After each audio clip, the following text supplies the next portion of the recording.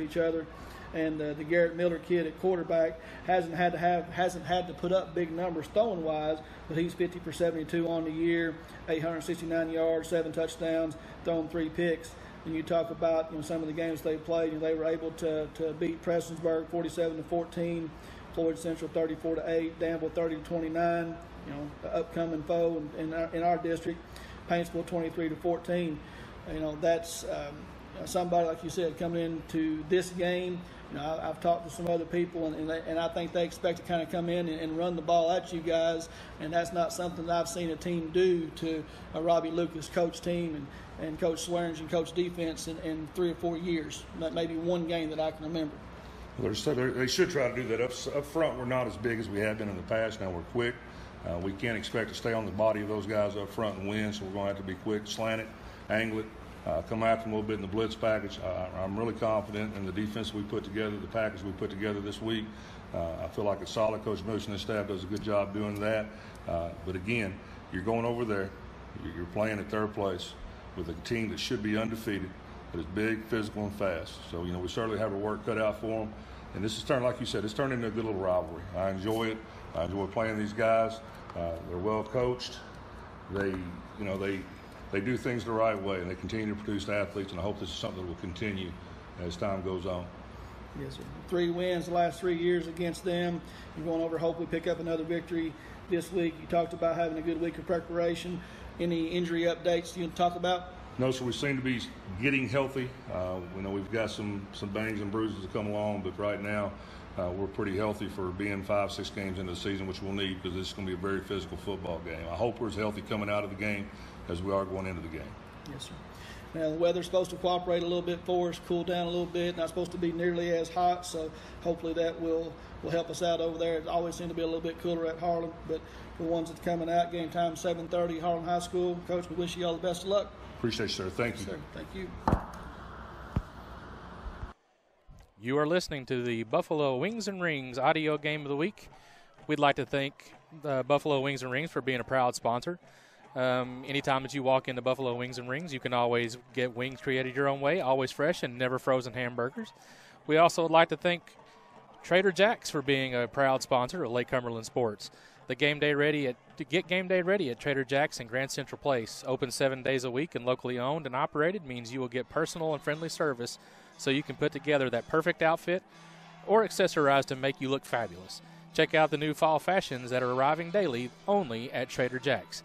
When you look tonight at the Trader Jack's Fashion Report, you'll see the Somerset team, the away team, wearing an all-white uniform with purple pinstriping, purple numerals, and the traditional gold helmet.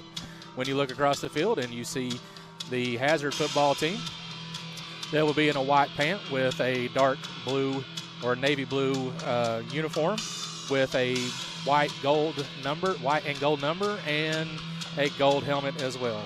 So that Trader Jack Fashion Report, we are appreciative of what all they do for Lake Cumberland Sports.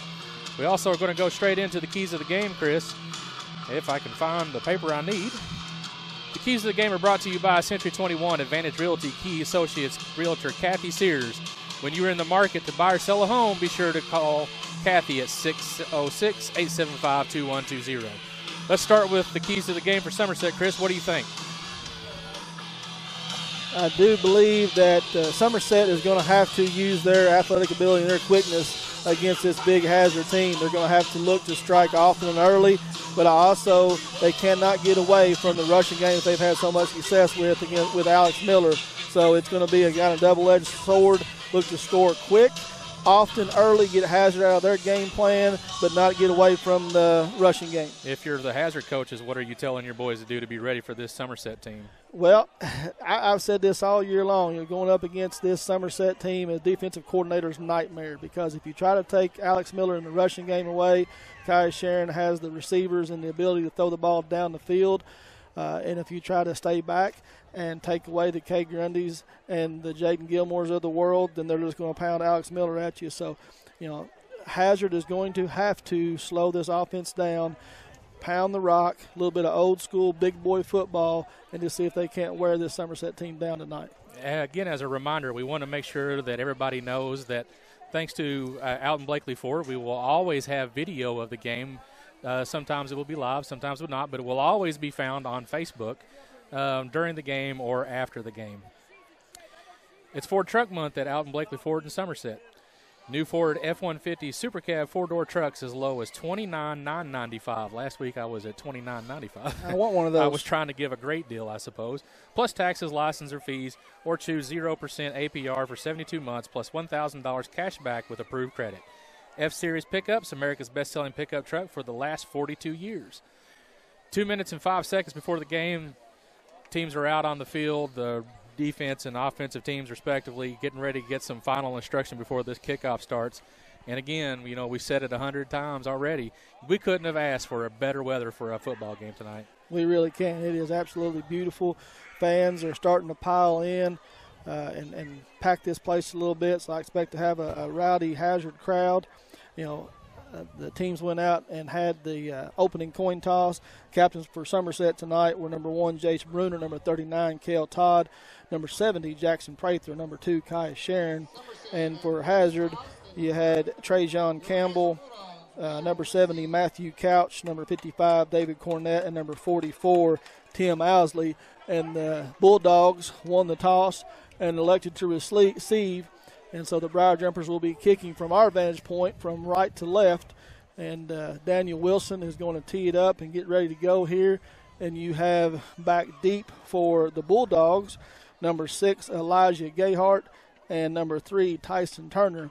And we're just about ready for some football, Robert. Yep, as in traditional fashion, seems like all year long. We get down to about a minute left to go in the game, and they just go ahead and pump the clock. So the teams are apparently ready, and so are the scoreboard people, because it's time for a kickoff. And here's Daniel, and he's going to put his foot to it, and the ball is going to bounce at the 22-yard line, and Hazard is going to pick it up and bring it right up the middle over across the 30, almost up to the 35, where they're going to take over first down and 10, opening their possession from the 33. That's kind of like what I really wanted to see. The last couple of games we've given up the opening kickoff for great return yardage, and the Somerset team was right there on top of it. So maybe they're ready to play some football even after a long drive and a short warm-up time.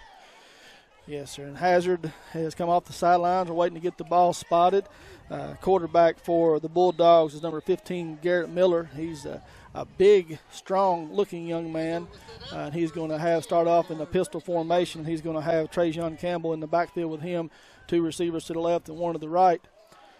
And we are ready for the first snap. He sends Reese Fletcher in motion to the right, a little power formation. He's going to turn around and he's going to hand it off to Trajan Campbell, and he's hit right across the line of scrimmage. He's going to get across the 35 to the 37 for a gain of about 4 on the play. 4 tough yards, too. They had to work for that one. May have given him a pretty fair spot right there, too. Yeah, he fell forward, and they definitely gave him a better mark. So the Bulldogs don't go to a traditional huddle. They come to the line of scrimmage. They're going to call their plays from there. They're going to start off in a spread formation, 1 back in the backfield with Garrett Miller. He's going to call the signals, take the snap. He's back, look to pass. He's got a man open in the flats, and he just overthrows him right at the 40-yard line. And could have been a nice little play for the first down, but Ricky Gilmore was in coverage, so it's going to bring up 3rd and 6. Yeah, Ricky Gilmore was giving him that what seems to be customary 5-yard cushion. The young man made a break on the ball. It was a good thing it was overthrown because that would have been, an automatic first down. Briar Jumpers in their traditional 34 defense, 2 deep safeties right now. Garrett Miller calls the signals. He sends the man in motion to the right, turns around. A little miscommunication in the backfield, and the man leaks out of there. He's going to fight for the little yards, and he is going to be able to pick up the first down. He completed pass to Reese Fletcher over in the flat right in front of the Briar Jumper sideline, and he's going to get across the line to gain. So on the first possession, the Bulldogs are able to pick up their initial first down. Yeah, he had him stopped in the backfield. You got to wrap up and make the stop because you're going to get forward progress if you give it to him. Same formation again. The Bulldogs trying to go a little bit quicker this time and calls that a hard signal. And right off the nose guard, going to jump off sides. So we're going to give Hazard a free 5 yards on the encroachment penalty. So it's 1st and 5 now to start off and almost at midfield. Don't want to give those penalties up this early in the game. That's one that we've seen time and time again. I appreciate the aggressiveness on the defense, but you still got to be disciplined enough to not jump on the ball.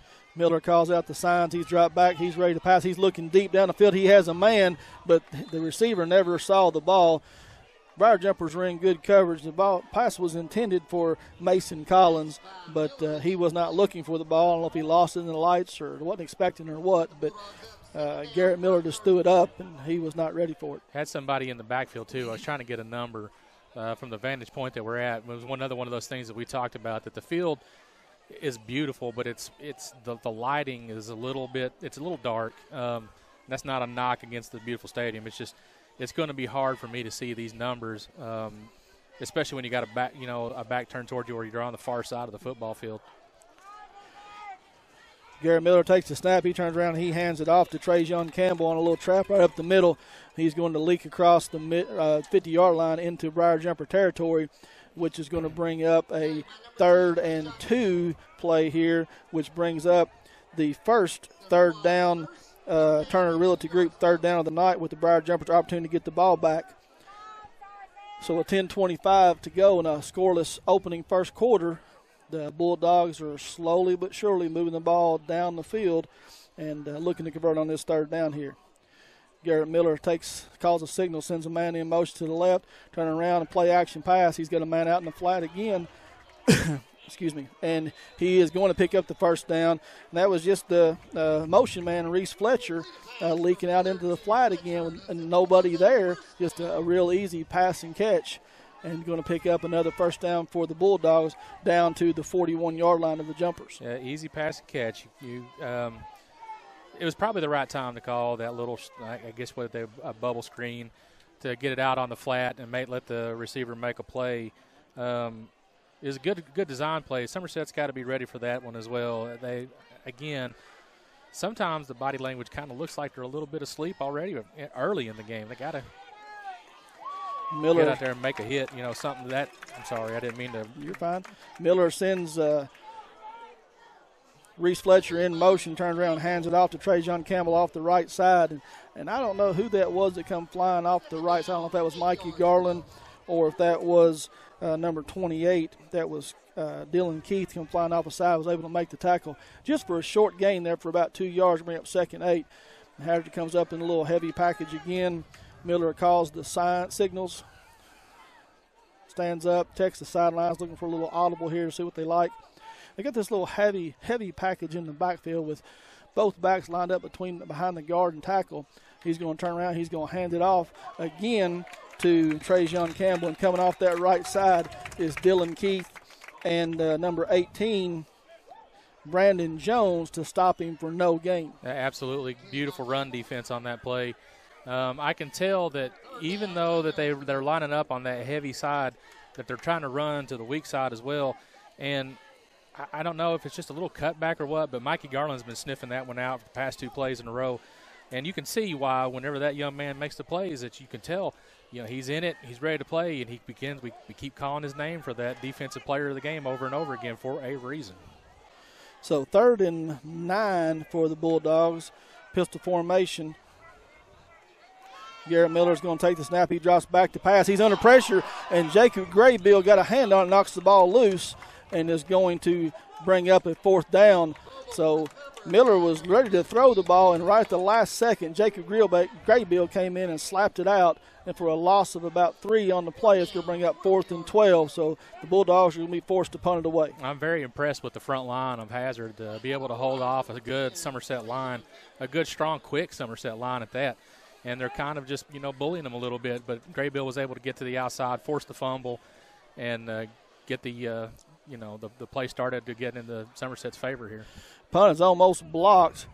Kay Grundy and Jaden Gilmore are back, but it's going to be a line drive to about the 20-yard line, and it's going to roll dead at the 13. So a good stop by the Briar Jumpers defense there right when the Bulldogs had something going. But the Briar Jumpers are now going to take over with 7:24 to go in the first quarter, their first possession at their own 13-yard line. Entrust Counseling is proud to offer psychiatry, counseling, case management, medication assistance, and family practice services all under one umbrella. Please call them at 676-0638 or check out their new website at entrust-healthcare.com to get services started today. You can also find them on Facebook. So Kaya brings the Briar Jumpers out of the huddle. He's going to start off with Alex Miller there beside him in the shotgun formation. 2 receivers to the left. Cade Grundy split out wide to the right. He's got single coverage up there, Robert. Let's see what they want to do early. And Kaya's looking to pass.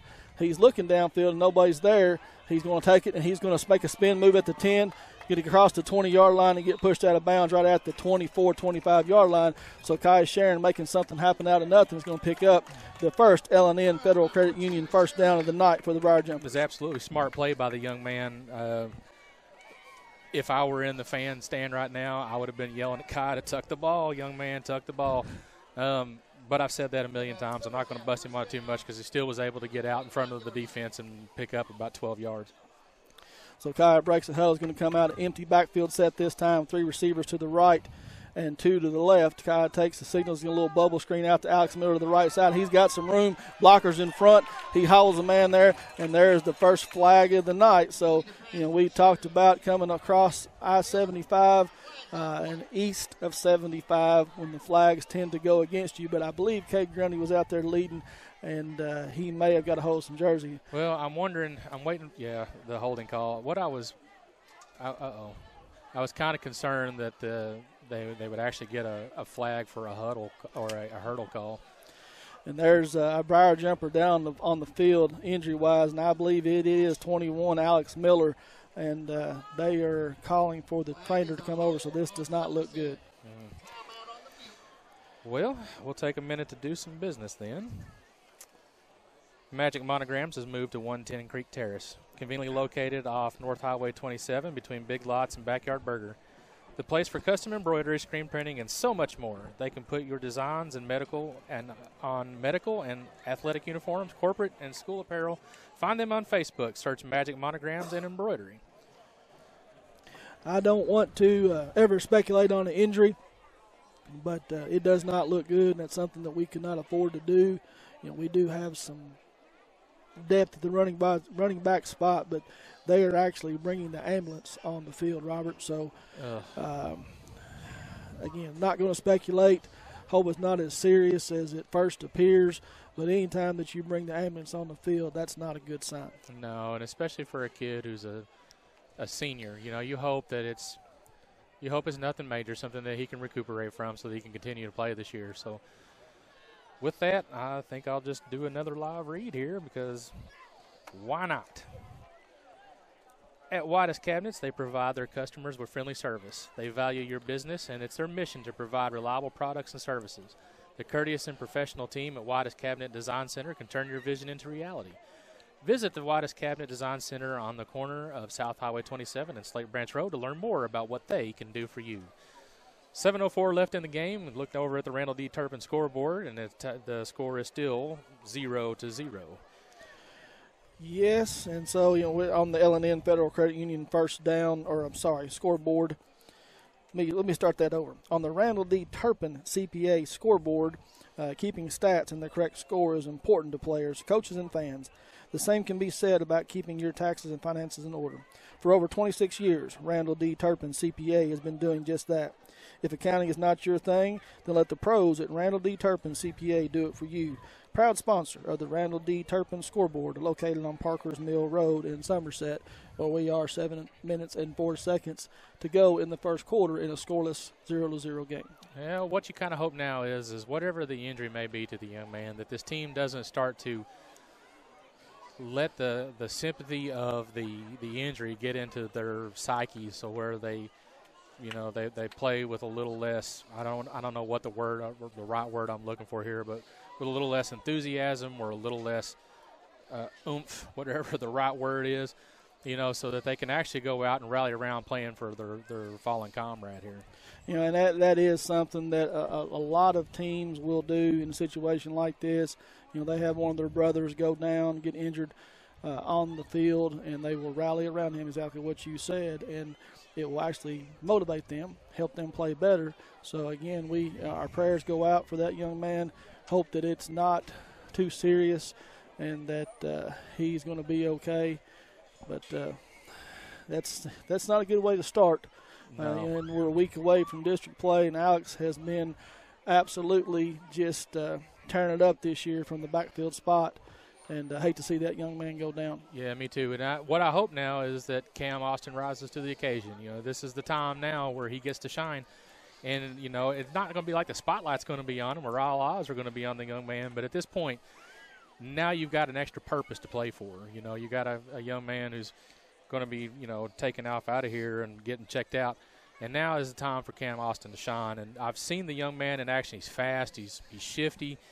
He can get out there and he can make plays. And we're going to need that extra effort until we can get the young man back on the field. So Cam Austin, probably going to take over the duties in the primary running back spot. But we also have, plenty of other depth there. Jace Bruner has not had to carry the ball very much this year. At times that he's had good success. Gerard Smith, the last couple of games, has been able to come in as a power back and have some success also. And then you have Dylan Keith, and you have some guys that are capable of stepping up in the backfield in this spot. But, Alex Miller is going to be one that's going to be tough to replace. Absolutely, man. Like you said, I go back to that freshman class, and I keep saying this over and over and over again, and I hope because Mom and Grandma both, sent me a message at some point this week that Gerard's grandmother and his mom are listening. So proud of the young men on that freshman team to come in and give early effort and early minutes out here on the football field. Now, I know some of these kids, they get out here and they get some playing time when the game is out of hand, or they get playing time when it's in the weaning minutes of the game where there's no chance of any kind of comeback or anything. However, those kind of minutes gives you quality minutes out here against a varsity team that you can come out here and make a statement when needed in games like this one. So kudos on the coaching staff for getting the young men ready. I saw some movement over here with the team, so I wonder if they're closer to getting the ambulance off the field and getting the game started back up again. Yeah, so if you've joined us late, you've not missed a whole lot of football action, but it get you caught up. We're 7 minutes played, 7 minutes to go in the first quarter in a scoreless game, 0-0 between the Bulldogs of Hazard and the Briar Jumpers. Hazard has had one possession, moved the ball across midfield. Briar Jumpers stiffened on defense and forced first punt by the Bulldogs. But on the second play from scrimmage for the Briar Jumpers, Alex Miller took a swing pass out of the backfield, took it up across the 35-yard line. There was a flag on the play. I believe I heard the referee say that it was holding. But during that play, Alex Miller went down. And, again, no speculation on what it may be. But they have brought the ambulance out on the field, going to take him to the Perry County Hospital and get that young man checked out. Don't think that it's anything serious. But, again, don't want to say something that's not accurate. Yeah, correct. Looks like the coaches have got the teams out here getting ready to warm up again, so we're getting a little bit closer to regaining the clock and get back here out in the field and get this game started. I know that the flag is going to bring or negate the play that just happened. I've seen that it looks like they're going to be first and about 12 from the 24-yard line and some change. It's not a bad place, again, to get it started on this drive, to be on a first down level. So what you got to do is, again, hope and pray that this team responds for their teammate. Yes. So as the Briar Jumpers getting warmed up, the officials have come over and had a conversation also with head coach Mark Dixon for Hazard, and kind of letting them know what the agenda is here. Just as soon as they're able, they've got. Alex gives us a thumbs up too as he's being carted into the ambulance. So that is a great sign by that young man. Looks like that they have one of his legs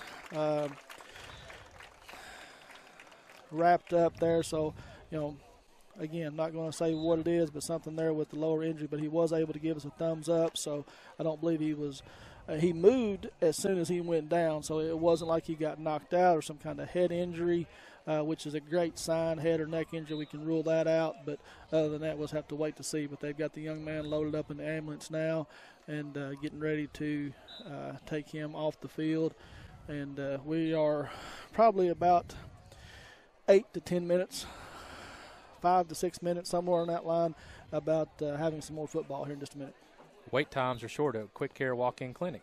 They're focused on service, and they staff the clinic to reduce time spent in the weight room. Quick Care has lab and x-ray equipment right there in the clinic, which is another great time saver. The clinic is open and waiting for you 9 a.m. to 7 p.m. on weekdays and 10 to 3 on Saturdays. And, of course, no appointment is necessary. Just walk in when you need. It's Quick Care behind the hospital in Med Park West. Teams are starting to, especially the defense on Hazard, is starting to walk out on the field. The Somerset team's huddled up all down here together on about the 10-yard line, getting some last-minute instructions before they restart this game. So it looks like we're a little closer to getting started than maybe even we anticipated. Yes. And that's a good thing. You want to get out here and try to establish something on this first series and get some points on the board, because you don't want to find yourself in a hole very often, and you really don't want to if you're going to be out maybe what your possible leading rusher for the season is going to be. So we had a little pregame festivities here as we're getting ready to go back. DeAndre Square from the Kentucky Wildcats was here tonight, and the Hazard faithful honored him, made him an official honorary Duke of Hazard, Robert. Yeah, I enjoyed that one. They didn't give him a key to the city. They didn't make him like an honorary a Duke of Hazard. I wonder where they got that play of words off of. So it looks like we are going to get ready for some more football action. The result of the play was a first down, had a holding on the play, so it brought the ball back to the 24-yard line, where it's going to be 1st and 11 for the Briar Jumpers with 7:04 to go on the Randall D. Turpin CPA scoreboard. And Kai is going to come out with 2 backs in the backfield with him. He's going to call out the sign, turn around. He's going to hand it off to number 3. That's Cam Austin off the right side, and he's able to pick up about 3 on the play. So it's going to bring up 2nd and 8. 2nd and 8. Well, that's okay. You'll take that. It's forward progress. That's what you want out of every back, to get some forward momentum. You don't want to lose yards, and you don't want to be stifled for short yardage. So, and that may be also a little bit of nerves playing in the young man's disservice or disfavor right now. So settle down, get your offense together, get out here and get the ball moving. And Jace Bruner joins Kai in the backfield this time. 1 receiver left, 2 to the right. He's going to bring Gilmore in motion. He's going to give him a little quick toss up in front. He's going to get across the 30-yard line. The Hazard's there to stop him after another gain of about 4 on the play. So another positive yardage, going to bring it about 3rd and 4 at the 31-yard line. That was an excellent little play. We saw that a couple times last week against Russellville. I know they'll be using that little jet sweep early and often. And I like it because the Gilmore kids got plenty of speed to get out there and try to get around the outside corner. It takes a long time for that play to set up, but if you can hold the blocks and get to the outside, it's a beautiful play to behold. Cam Austin checks back in for Gilmore, and Jace Bruner in the backfield beside Kai. Kai's going to take the snap, turn around. He's going to hand it off to Jace right up the middle, and there's not a whole lot of room. Only going to pick up about 1 on the play. So on 3rd down, the Briar Jumpers are going to come up short. It's going to leave them 4th and 2. And going to be forced to punt it away. Yeah, but it's going to be hard to run against this Hazard front. When we were talking pregame about the size and the athleticism, what it appears to be, that's going to be tough. That's going to be tough for anybody all season long. So Briar Jumpers are, in fact, going to punt. Briar Jumpers are going to be forced to punt. Kay Grundy is going to drop back in punt formation. And for the Bulldogs, you got number 3, that's Tyson Turner, is going to be deep to return the kick here from Kay Grundy. And after a long delay, the Briar Jumpers couldn't really decide what they were going to do. And so they're going to take a delay game here and back the ball up 5 yards. Well, I guess I should be paying attention to the play clock out here because they got one on either end of the field. So we'll do it again from the 27-yard line. Kay takes a snap. He gets off a good high end-over-end punt. It's going to hit right at the 35-yard line, take a favorable Briar Jumper bounce, and go all the way down to the 20-yard line. So a good punt there by Kay Grundy gets them out of a little bit of trouble, and Bulldogs are going to take over their second possession of the night from their own 20. When you can be one of the fastest receivers on the team, one of the fastest players on the team, and still kick a ball almost 50 yards, that's a great asset to have. So kudos to the young man for being able to put that much leg on a football and flip the field. Yes, sir. So the Bulldogs are going to come off the sideline, and again, they haven't huddled all night long. They're going to come right up to the line of scrimmage. They're going to survey the defense and see what they've got going on, look to the sideline, look for some kind of audible, take care of matchups, And Garrett Miller is going to take the snap. He's going to turn around. He's going to hand it off to Trajan Campbell, who's hit right immediately as soon as he gets to the line of scrimmage. May have been able to work free for about a yard, but that entire defensive line was there to wrap him up and take him down. Yeah, that's going to be – it's just as hard of a task to run on Hazard as it is to run on Somerset. And they're finding that one out early and often because once Somerset keys in, the defense is probably what's going to have to rise to the occasion today to make some progress here because, again, like we said, we got to keep this Hazard offense in check. Miller takes the snap. He drops back, looks to pass. He has a man open in the flat, and he sees him out there late and is able to bring it up to him. He misses a tackle. He's across the 40. 3 or 4 missed tackles right there before number 18,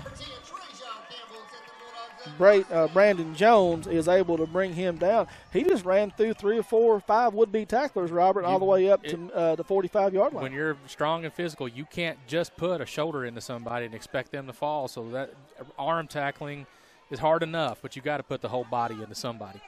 Garrett Miller calls out the signals. A little fake false snap count. Turns around, looks over to the sideline to see what he's got.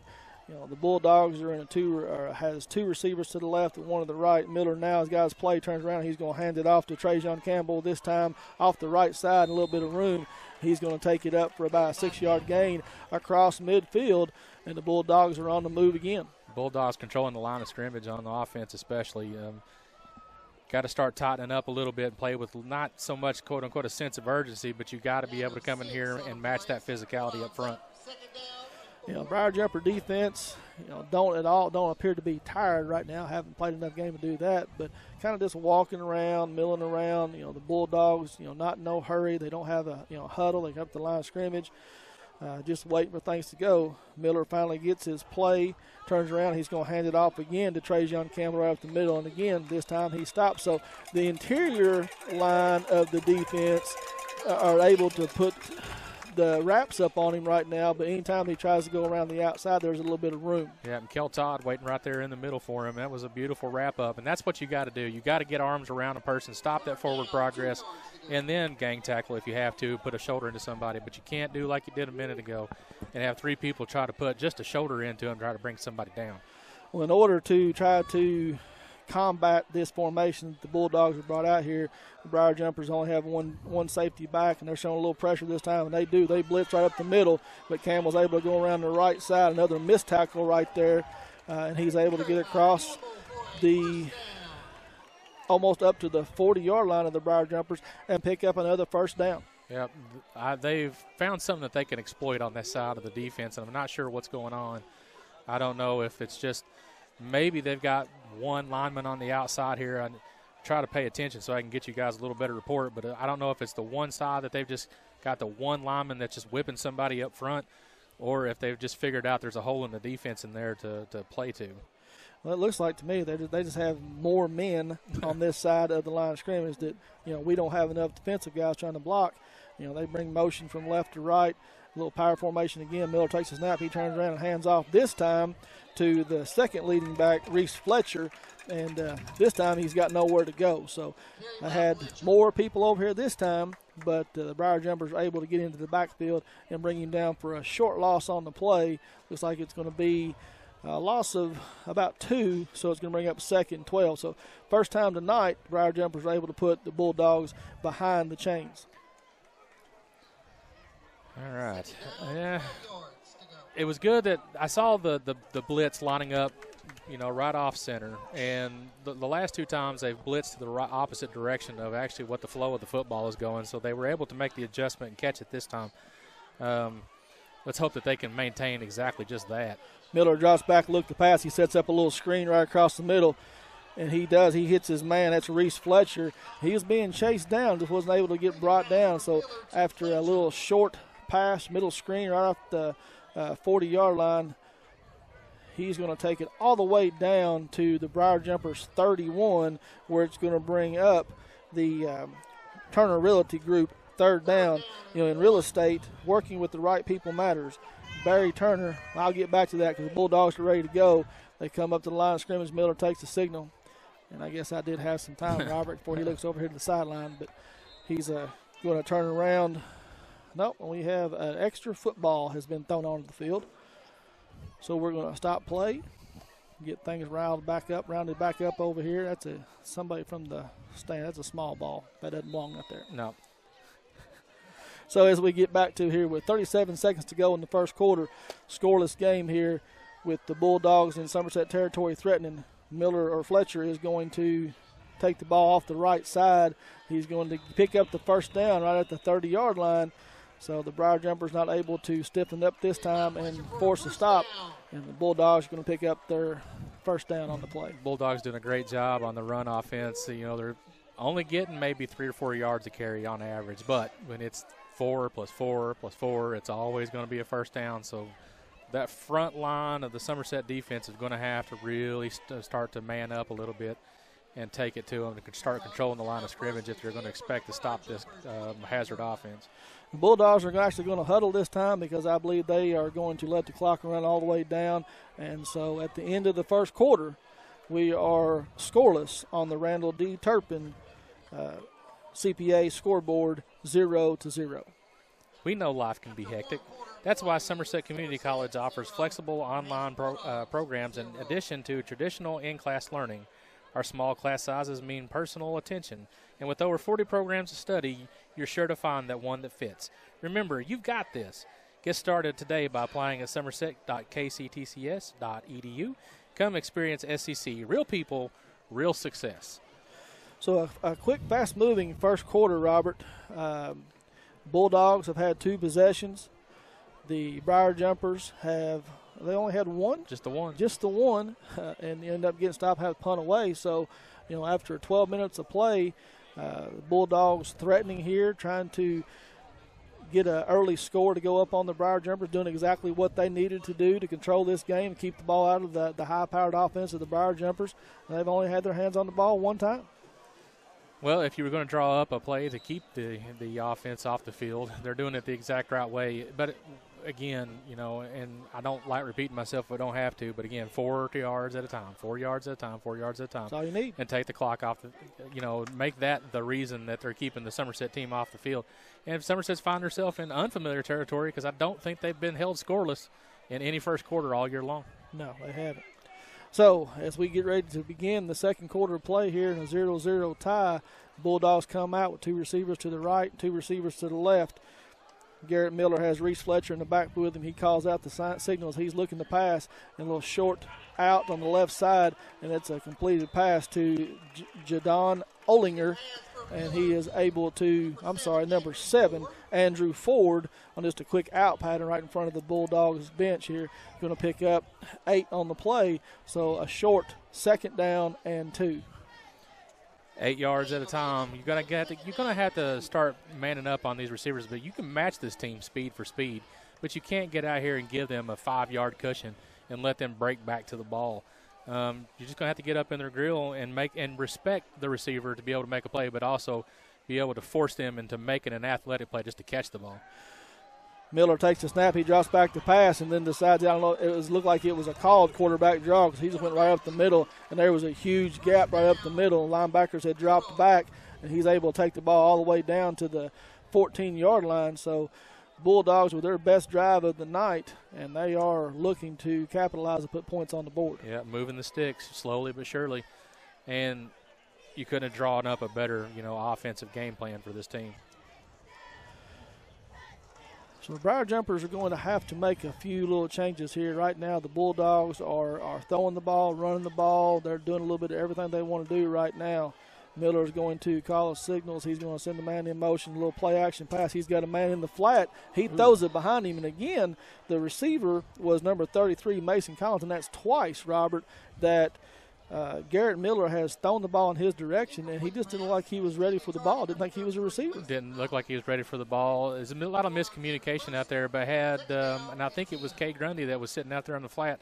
Had he not over-pursued, over-pursued not in a bad way, he was just following the receiver doing his job, but just being behind the play another 2 feet, he would have had an interception for a long, long return. Yeah, they're lucky. The Bulldogs are lucky that ball was not taken back on a pick 6 right there. So with 10 minutes and 42 seconds to go, Garrett Miller is going to call the signals, and he's going to turn around. He's going to hand it right off up the middle to number 21. That's Reese Fletcher, and he's hit right there at the line of scrimmage. Going to fall forward for about a gain of 2 on the play, so it's going to bring up a long third down for the Briar Jumpers, which brings up the Turner Realty third down. Turner Realty Group third down with the Briar Jumpers opportunity to get the ball back. Yeah, they're going to have to continue getting something. But right here, it's going to probably be one of the more important third down holds that they can get in this game. They can't really afford to give another set of downs to this Hazard football team, especially with the forward momentum that they've got going in, marching in towards a score. So Miller is going to call signals again. He drops back straight looking to pass. He's going to throw the ball, and it's tipped up in the air and almost intercepted. Mikey Garland on coverage right there, and it went through his hands. And so a big stop there by the Briar Jumpers. It's going to force the Bulldogs to come out and attempt a field goal of about 24, about 34 yards. Yep, long field goal. I was watching the kicker in the pregame and the warm-ups, and he was hitting them pretty well from this distance.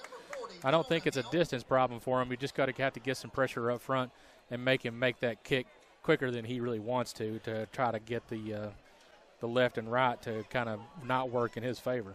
Now I need to learn a little bit more math, Robert. He actually sets the tee down at the 19, so it's going to be a 29-yard field goal attempt for the Bulldogs. Jonah Hill. And the snap is down, the hold, and it's blocked at the line of scrimmage by the Briar Jumpers, and so a big stand right there, exactly what the Jumpers did. I don't know who it was that came right up the middle, Robert, but he was able to get his hand on it and block the kick. And so with 9 minutes and 47 seconds to go on Randall D. Turpin CPA scoreboard, the Briar Jumpers are going to take over inside their own 20. I was trying to look on the sidelines because usually whoever was the defender that made the play, you'll usually get a lot of the teammates out here smacking the helmet of the person who did it, and they all just ran off the field like it was business as usual. And I actually kind of like that, but I also want to give the young man the credit that he deserves for making that block. So that was a big stop for the Jumpers defense because the Bulldogs were threatening and had taken the ball all the way down the field. So Briar Jumpers are going to get their second possession of the night just early in the second quarter, and Kaya Sharon's going to go back deep, and he's got Kay Grundy, and the man in coverage there is number 10, Trajan Campbell, and he was just staying behind and was not going to let Kay get behind him, and the pass falls incomplete up at midfield, so it's going to bring up 2nd and 10. Yeah, it was good coverage by the young man. Kay had a step, but instead of getting behind him, he stayed in front of him. Now, I'm not sure. I'm sure that the referee is going to say uncatchable ball because it was about 5 to 10 yards in front of him. But I'm not so sure that was uncatchable because you had somebody sticking a hand out, slowing him down, so that had to be pass interference. Yeah, Cade had hands on him, and the young man for Hazard had hands on Cade, but they're single coverage up there again. So Kaya's going to send Cam in motion. He's going to turn around and hand the ball off to Jace Bruner off the left side, trying to get the running game going again. There's just not a whole lot of room there. No. I don't know if he's going to get much of anything. It looks like a short game, so it's going to bring up 3rd and 10. Offense looks pretty stagnant in comparison to what you're used to seeing. And I know that, Alex Miller leaving the football game injured is probably laying a little heavy on their minds, but there's still plenty of weapons out here to go to, so they got to find something that works. If they're getting beat up front from a physical standpoint, then they've got to start trying to find little short bubble screens or something to the outside to get some positive yardage. So 3 receivers to the left, 1 to the right. Kaya's got Jace Bruner in the backfield with him. He calls the signals. He drops back to pass. He looks. He has Gilmore at the 32-yard line on a nice out pattern and just able to throw that ball up there and pick up the first down. So that will be the – is that the first down? Second first down, but it was actually the second pass play by Kai Sharon. But for yardage, that was a gain because the first one got negated for the holding call. Yeah, so that brings up, that was the L&N Federal Credit Union first down for the Briar Jumpers as they come out now ready to go. Kaya calls the signals. He's going to turn around. He's just going to flip it out to Cam Austin on a little sweep to the left side. He has a little bit of room across the 35 all the way up to the 38 where he's finally dragged down by the Bulldogs there. So a nice gain on first down by Cam Austin. That's what you're going to have out of the young man. Cam Austin's got speed for days, so you got to be able to utilize that speed and hold blocks to get him to the outside. If he'd have just been able to shed one more defender, I think he probably could have picked up the first down on that play. So, again, fast-moving first half, other than the injury delay that we had, 8 minutes to go in the first half in a scoreless ball game between the Bulldogs and the Briar Jumpers. Kai Sharon's going to come out, 2 receivers left, 2 to the right. Jace Bruner in the backfield with Kai, a little hard count, ends up taking the snap, drops back to pass, and he have the intended little quick pass right there to, looks like number 30. Yeah, a little quick pass right there. Incomplete to Carson Guthrie. We'll bring up second down. Carson Guthrie's been made a small living off that one little play to come out and shed out from the tight end spot, go about 5 yards out, and just sit there and wait for the pass play. Pass was a little low, but still catchable. So sometimes when you get a ball that's not perfect, you still got to try to make a play on the football. So 2 receivers left, 2 to the right. Kaya's going to send Cam in motion, going to turn around and hand it off on a little jet sweep to the right. Bulldogs come up, get a hand on him, trips him up right at the 40-yard line. He's going to fall forward across the 40, which is going to bring up a very short fourth down. Looks like 4th and 1 for the Briar Jumpers at their own 41-yard line. So I'm going to be interested to see what Coach Lucas decides to dial up with 7 minutes to go in the half in a scoreless ball game. That's a tough one when you're 59 yards away from pay dirt. Looks like they're going to go for it. They're bringing Kai Sharon back out on the field. It's a tough call because you're 4th and 1. You've not got a whole lot of things going in your favor in offense, but I suspect right here, this is where the hard count's going to come into play. Same formation, 2 receivers split left, 2 to the right. He's going to bring Jace, set him up on the left side of him. Kai's going to turn around, going to hand it off to Jace Bruner, and Jace is going to fall. He's going to run hard, and Jace is going to pick up the first down. So running hard. He was hitting the backfield, Robert. Looked like he was going to be a little bit short right there on the play, but that is a gain of about 4 on the play, and that's going to be another L&N Federal Credit Union first down for the Briar Jumpers. Yeah, that's what Jace Bruner does best. He's a big body young man, real strong, able to run through the first initial contact. It looked like they had him stop in the backfield for a gain of 4 yards. That's the kind of toughness that you need out of that young man every single down. Same formation again. Jace Bruner lined up just to the right of Kaya this time. Kaya's going to take the snap. He drops back looking to pass. He's getting a little bit of pressure. He gets hit, becomes away from it. Ball tucked. He's going to run up the right sideline. He's got some room and does tuck it away this time, and he's across the 40 to the 35-yard line where the Briar Jumpers are going to pick up a big play on first down, which will give them another L&N Federal Credit Union first down on the play. That's one of my favorite things about Kai Sharon. When he's rattled in the pocket, when just about the time you think he's going to take a sack, he's able to scoot out and make a play for some positive yardage. Big positive yardage too. It looked like you had about 25 yards on that play, and you needed it because it never came at a better time with 6 minutes and 11 seconds left to go in the game and driving. You got to have something that kind of keeps this Hazard defense honest. Jace Bruner and Cam Austin beside Kai in the shotgun formation. He's going to call out the signals, take the snap. He's back. He's looking to pass. He's got Jaden on a slant pattern, and it's picked off. The young man steps right in front of Jaden and is able to pick the ball off at the 20-yard line. So a great play right there by the Bulldogs. And after the interception, the flags go in the air, so it's going to be a dead ball play. I don't know what we've got here, so I'm sure some kind of unsportsmanlike or a block in the back on the Bulldogs. But the young man for the Bulldogs stepped right in front of Gilmore. He had him open, and he just wanted the ball more. Gilmore stuck his hands out to make the catch. And when he stuck the hands out to make the catch, the young man just made a beautiful inside play to be able to reach out there and grab the football and take it away. Ooh, no. So the penalty is, I don't know that I've seen that before. They gave a clipping sign, so I'm guessing that's some kind of block below the waist or something like that as the defending team, which is going to give a dead ball 15-yard penalty, which is now going to bring Hazard all the way up to the 45-yard line. Yeah, I'm not so sure about that. There was 2 flags on the play. Two flags on the play. I just don't get it, man. Like, whatever. Yeah. I'll be nice. I'll be nice. So, first down and 10 for the Bulldogs. Garrett Miller is going to come up, and he's got Campbell in the backfield with him. He's going to try and right up the middle, and he's able to just keep his legs running and run through some would-be tacklers, and is going to get across the 50-yard line as flags fly again. Yeah, getting ready to get another flag on Somerset. Face mask. I mean, sure, why not? Mikey Garland was trying to bring him down. He had him wrapped up around the head, and I guess he reached out and grabbed a hold of the face mask, and that umpire standing right there threw the flag. So there's 15 more yards. So that's 2 plays, 30 yards. That has changed the complexity of this drive again. Again, Robert, be nice. Be nice.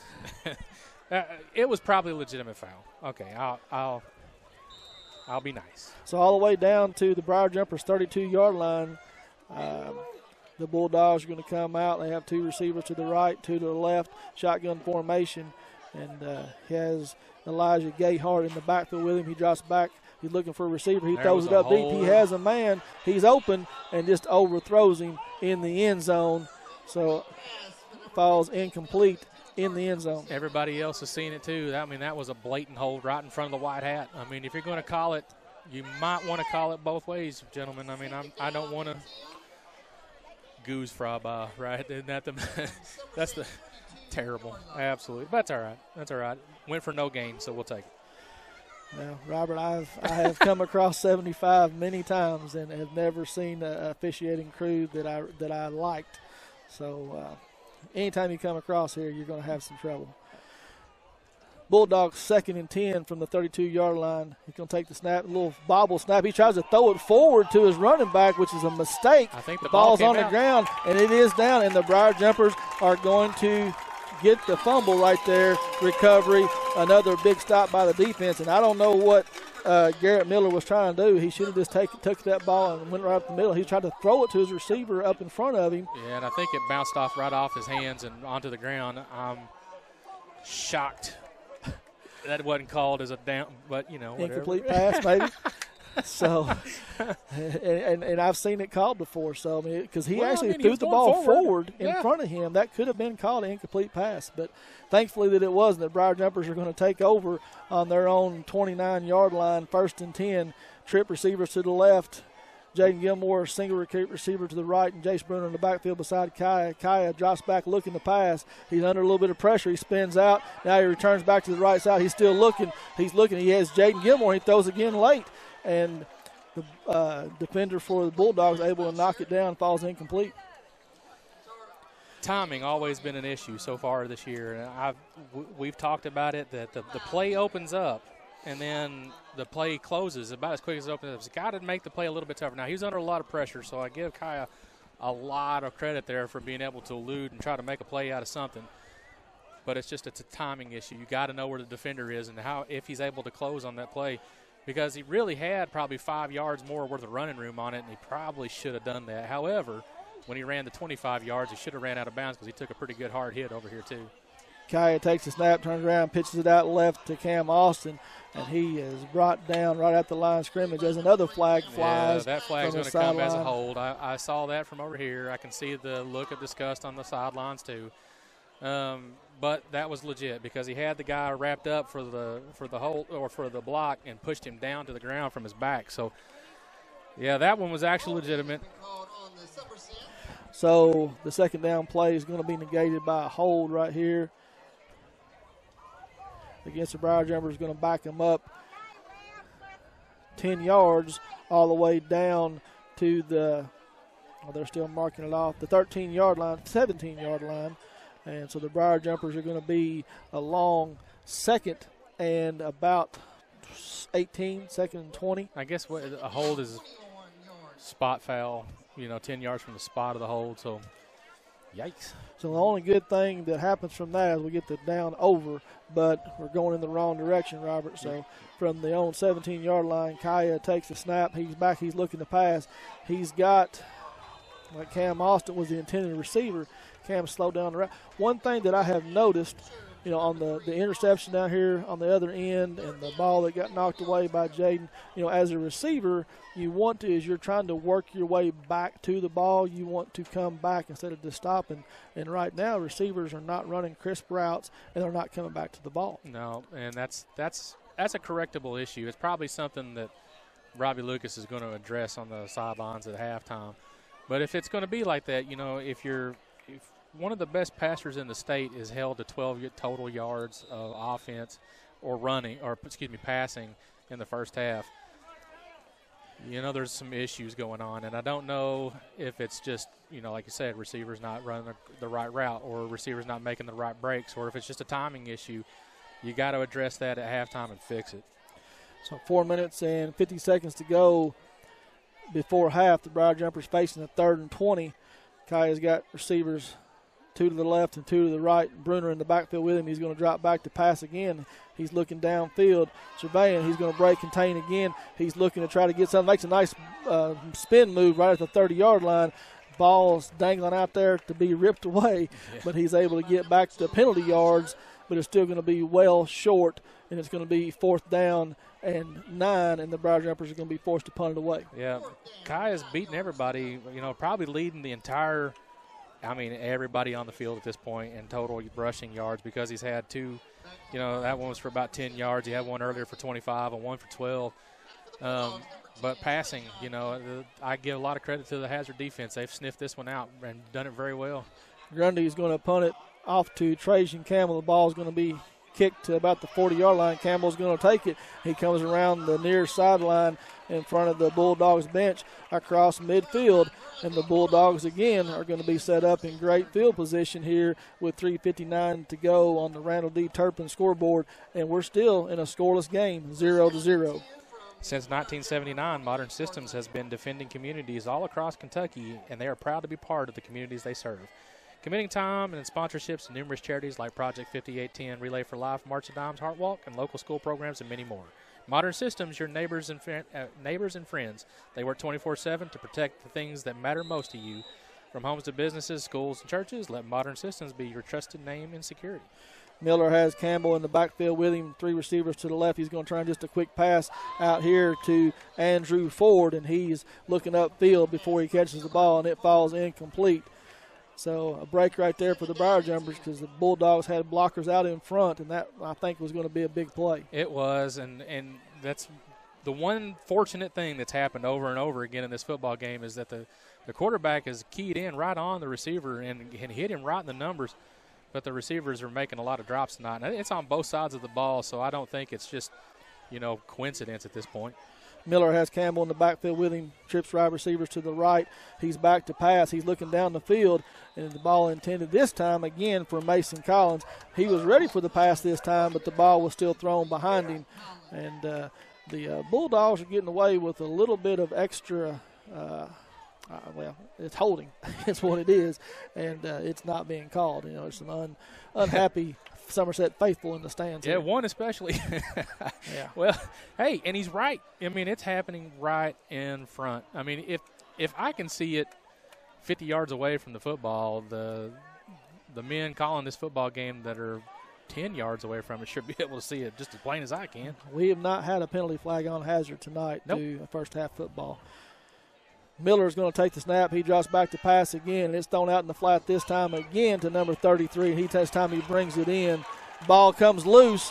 Looks like Cade Grundy. Oh, they're going to call him down, and I'm telling you what, Robert. Oh, my goodness. The ball loose. Was out before because the ball bounced off the – that was absolutely awful. There's no review in high school football, but that would sure be one that I would love to see on a review right there. But so they're going to give a gain of 12 on the play down to the 36-yard line, and going to give the Bulldogs a first down.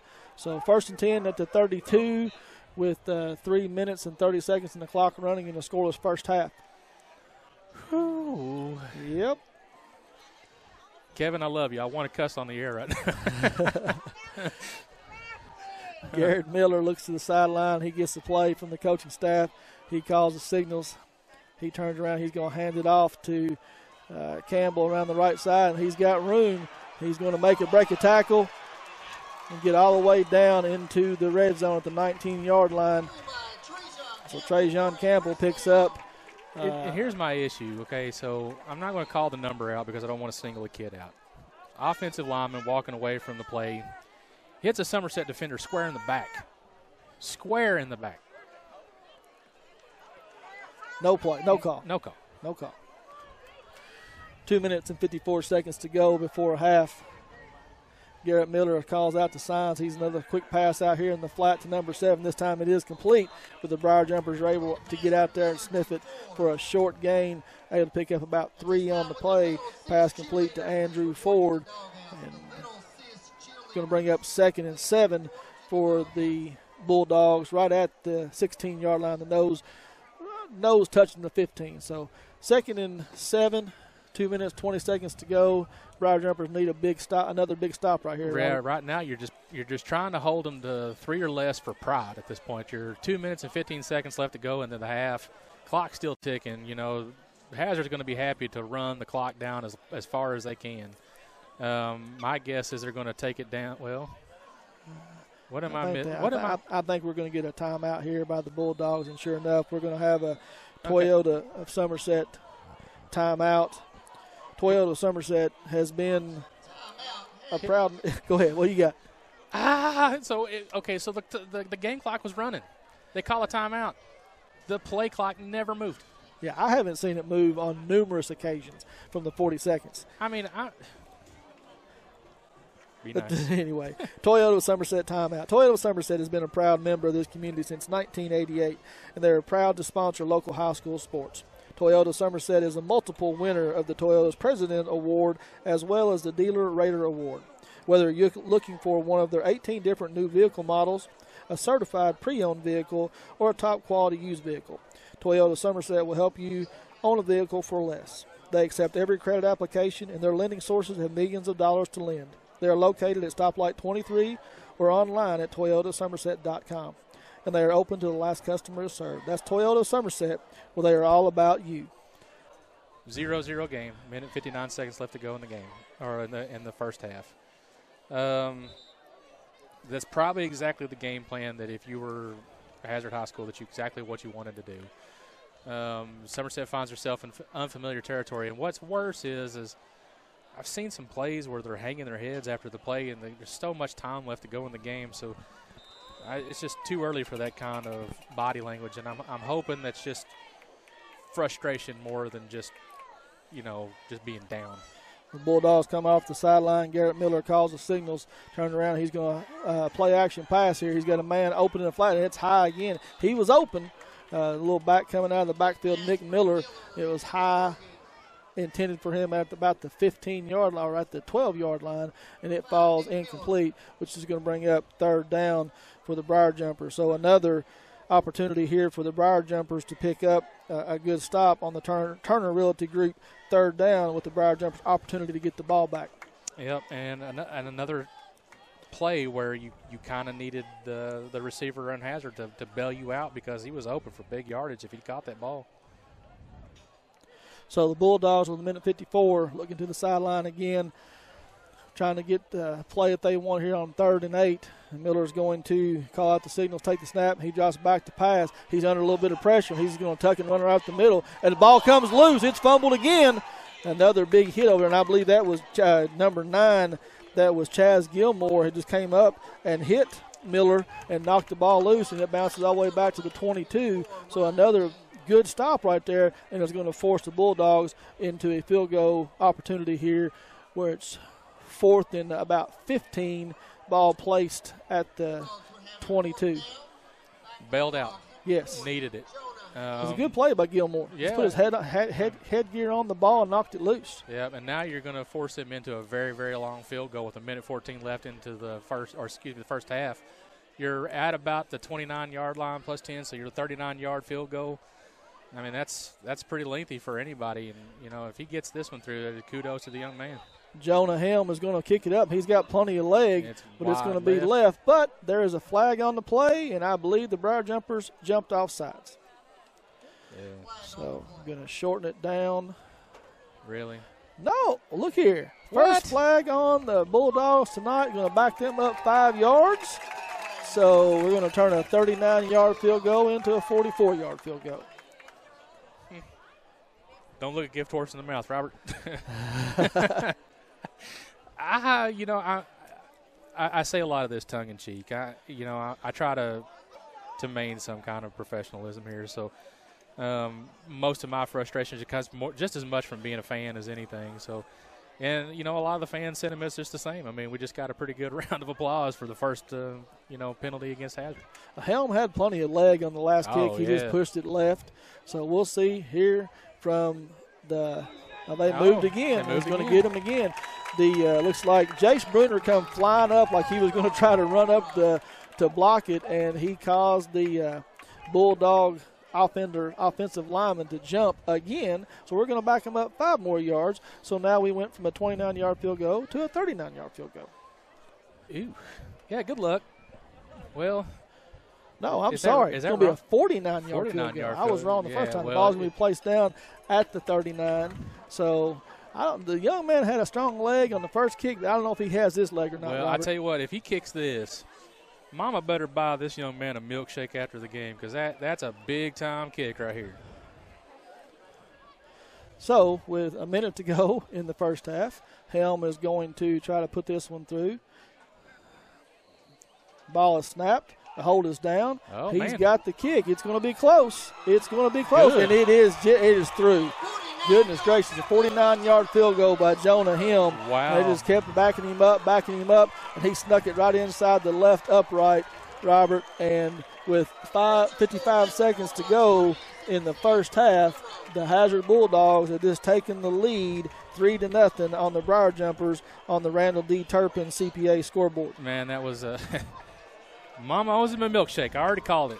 That's the most excitement we've had tonight. Yeah, well, I mean, I don't see too many 29-yard field goals in high school football, much less 49 yards. So kudos to the young man for having enough leg to get it through, because it looked like he still had. Man, if you'd backed him up 5 more yards, I think he'd still hit that one. So that was a heck of a kick by the young man. So good thing here for the Briar Jumpers with 55 seconds to go in the first half, as they do get the ball back with the opportunity to do something. They have all 3 timeouts left. And if they can do anything here on the offensive side, they get the ball back to start the second half. Yeah, thank goodness. So you basically got 2 drives coming up right here. You don't want to do anything foolish. What you really need right now is one of those electric returns right here. I don't suspect they'll kick it to Kay Grundy. Of course, I suspected that a lot of times this year, and it still ended up in his hands. You give him enough of enough room to make a play. Get it. What you're going to hope is to get it around the 35-yard line. And with the arm of Kai Sharon to make a couple of long attempts downfield to try to get something, either try to get it within field goal range and tie the game, or try to take the lead before half. So Helm is going to kick it off, and he is going to kick it short. Gilmore's going to pick it up at the 32-yard line. He's just going to fall on it right there, where the Briar Jumpers are going to take over with 52 seconds to go in the half, trailing 3-0, and see if they can't get some offense going here. Well, I said 35-yard line. We got it to 32. We'll take it. I tell you, it's been I know, how many minutes have we played in this first quarter? Because it seems like it's been, well, I mean, I know we had a medical break, but at the same time, I've not seen it go back and forth like this for Somerset in a very long time. So they find themselves in an even more peculiar spot. No points on the board and down, trailing going into the half if they don't put something on the board and quick. The last time they trailed was against Beechwood when they ran the return kickoff back for return. Kai's just going to turn around, and he's going to try to throw the ball out here to Cade Grundy on a quick screen pass. And Cade is looking upfield, trying to see what's going on, and he just drops it right there, so the ball falls harmlessly incomplete. Kai Sharon took a shot after he let go of that ball. That I don't know. That was a little late. So 2nd and 10 for the Briar Jumpers at the 32. I'm trying not to add on here, because I understand. It's 2nd and 10, empty backfield set here for Kai. He's got 3 wide receivers to the right and 2 to the left. Kai's going to take the snap. He drops back. He's looking to pass. He's got some time. Now he's under pressure. He's able to roll out here. He's going to tuck it and run. He's got pressure coming from behind him. Tuck the ball away, Kai. Yeah. He's going to take the ball up to the 38-yard line. Going to bring up 3rd and short. And the Briar Jumpers take a timeout. Are going to take a Toyota Somerset timeout. First timeout of the night for the Briar Jumpers. A big thank you to Don Franklin Family of Dealerships, Kentucky, for presenting tonight's coverage of high school football. Be sure to take advantage of the end of summer savings at any of their Somerset locations. Visit them on Facebook at Don Franklin Family of Dealerships. They treat you like family. 32.4 seconds left to go in the first half. Somerset finds herself in unfamiliar territory, trailing 3-0.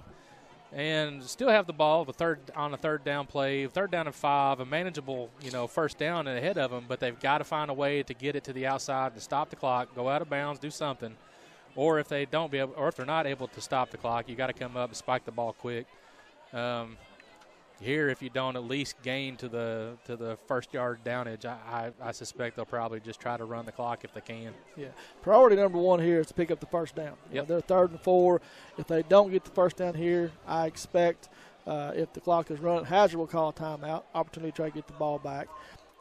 So they need to pick up the first down here to have any kind of opportunity to do anything with it the rest of the half. So Kaya's going to come out. He's going to send Cam Austin and Jaden Gilmore to the left. He's got 3 receivers to the right, Jason, Cade, Grundy, along with Brandon Jones, and he's going to get the young man from Hazard to jump off sides. So no time coming off the clock. They're able to pick up the first down if they need it. So now they have an opportunity. If they do, they can use the whole field. They have 2 timeouts left. The clock will stop after a first down. So have some good things here that can happen. Yep, you needed the extra downage, extra yardage to get the down. It was good that they got it on the penalty. That's not probably the time that I would have thought that it was coming, but I'm glad that they called it because I sure wasn't thinking about it. 3 receivers left, 2 to the right. Kaya set up in an empty backfield set in the shotgun. He looks at the defense, takes a snap, he drops back. He's got time again. He's going to scramble out to the right side this time. He's looking to go downfield. He's going to tuck in and run again this time and get across it. He takes a big hit right at the 46-yard line, but he's going to pick up the first down, and the clock is going to stop with 21 seconds to go. Yeah, the young man should have tried to get out of bounds on that play. Avoid the hit, 2, stop the clock. At this point, come on, Lucas, you got to call a timeout here. You got 14 seconds left to go, and again, they're not trying real hard to get one play off. Kaya's going to take the snap with 9 seconds to go. He drops back. He's got the arm to throw it, but he's got to find something here. He's got to get out of bounds. 3 seconds, 2 seconds, 1 second, and he is able to get out of bounds at the 22-yard or 27-yard line, which is going to set up another first down, an L&N Credit Union first down, but it's either going to be one play to the end zone. Because unfortunately, and no knock on our kicker right here, but we do not have a Jonah Helm on our sideline to be able to kick a field goal here. So Robbie Lucas is going to call his second timeout of the night. So that's a Toyota of Somerset timeout for the Briar Jumpers with 0.4 seconds to go before the half. The Briar Jumpers trail 3-0 with an opportunity here to throw the ball in the end zone and see what happens. Ford Brothers Auctioneers, a proud sponsor of local high school football and sports. Whether you are selling a family real estate, private or commercial real estate, equipment, or personal property, they've got you covered. Ford Brothers Auctioneers is recognized statewide and nationally as one of the leaders in the auction industry. Whether you live on-site, online, or a combination of both, you can count on Ford Brothers Auctioneer to deliver top-quality organization, advice, and results for you. Visit them online at FordBrothersInc.com. Ford Brothers Auctioneers, selling the country since 1965. So with 0.4 seconds to go in the game, or in the first half, I should say, Briar Jumpers getting ready to come out of the timeout here and look to have one heave to the end zone. Kaya definitely has the arm strength to get it down there, but we'll see what they come up with. I would, try to throw it up here to Jaden Gilmore, throw it up to Cade Grundy. Anything can happen. Might get a pass interference in the end zone. There's a lot of things that can happen here, but the Bulldogs are going to step back in a little prevent defense. They've got 6 guys back almost at the 10-yard line, and I'm sure they're all going to drop back into the end zone. I'm sure, too, though. Until they went into this prevent defense, you finally got to put one defender right in the middle of the field, and I've noticed that even making a lot of cuts that they have been, that there's been one. He's getting ready to get. He's under pressure, but he's got some time. He's going to be able to heave it to the end zone. He's got to get rid of it. Throws it up. He's got a man in the back, and it's Gilmore. And he is able to come up with it for a touchdown for the Briar Jumpers.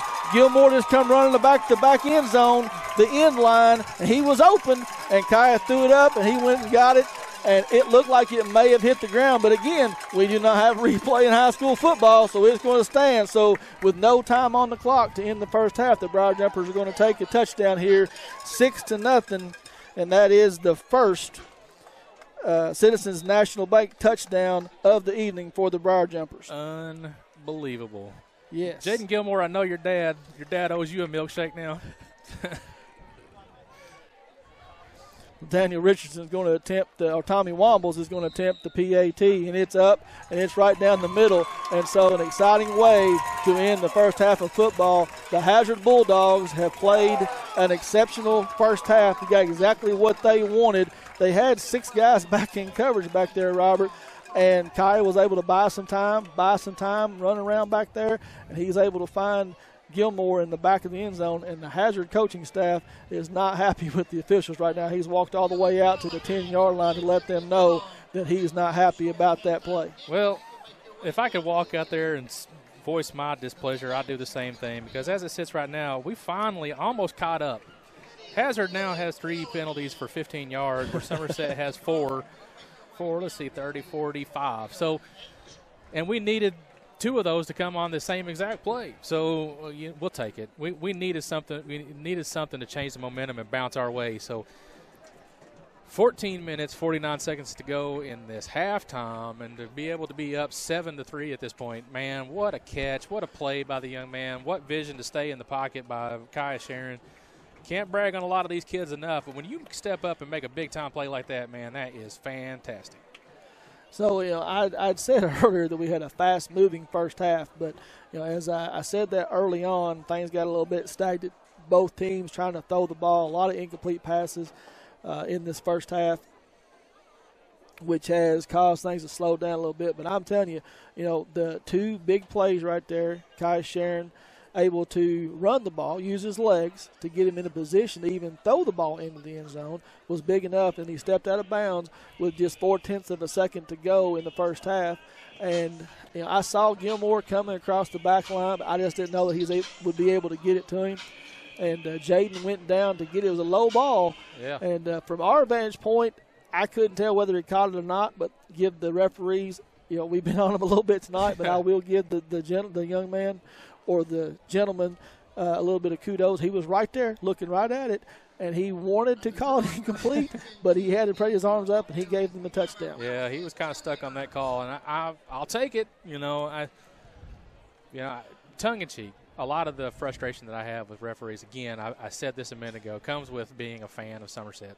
However, those are the kind of things that I just come to expect in football in general, and it's not just where you play or what happens, but it just looked like, it was going to be pretty lopsided with the flags that were being thrown in this game. So, hey, we're 7-3 with a lead when it just kind of looked bleak, like we weren't going to get much offense going in this game at all. So, to be at this point going into halftime, you go down here, you talk to your team, you make adjustments, you talk to the team, you tell them, I suspect, that the kids were down there whenever that injury occurred, and that maybe some of that's still in their head. But what I hope happens here is that score right there is exactly what the doctor ordered to try to get this team motivated to step up and make more plays going into the second half. And a big opportunity. I talked about it. If they were able to get any kind of points whatsoever, they were able to get a touchdown with the extra point, take a 7-3 lead, and they get the ball back to start the second half. So, if they're able to get some offense going, take the ball down, push it in for another score, and they're able to extend their lead out, that would be a great momentum builder for the Briar Jumpers. Absolutely.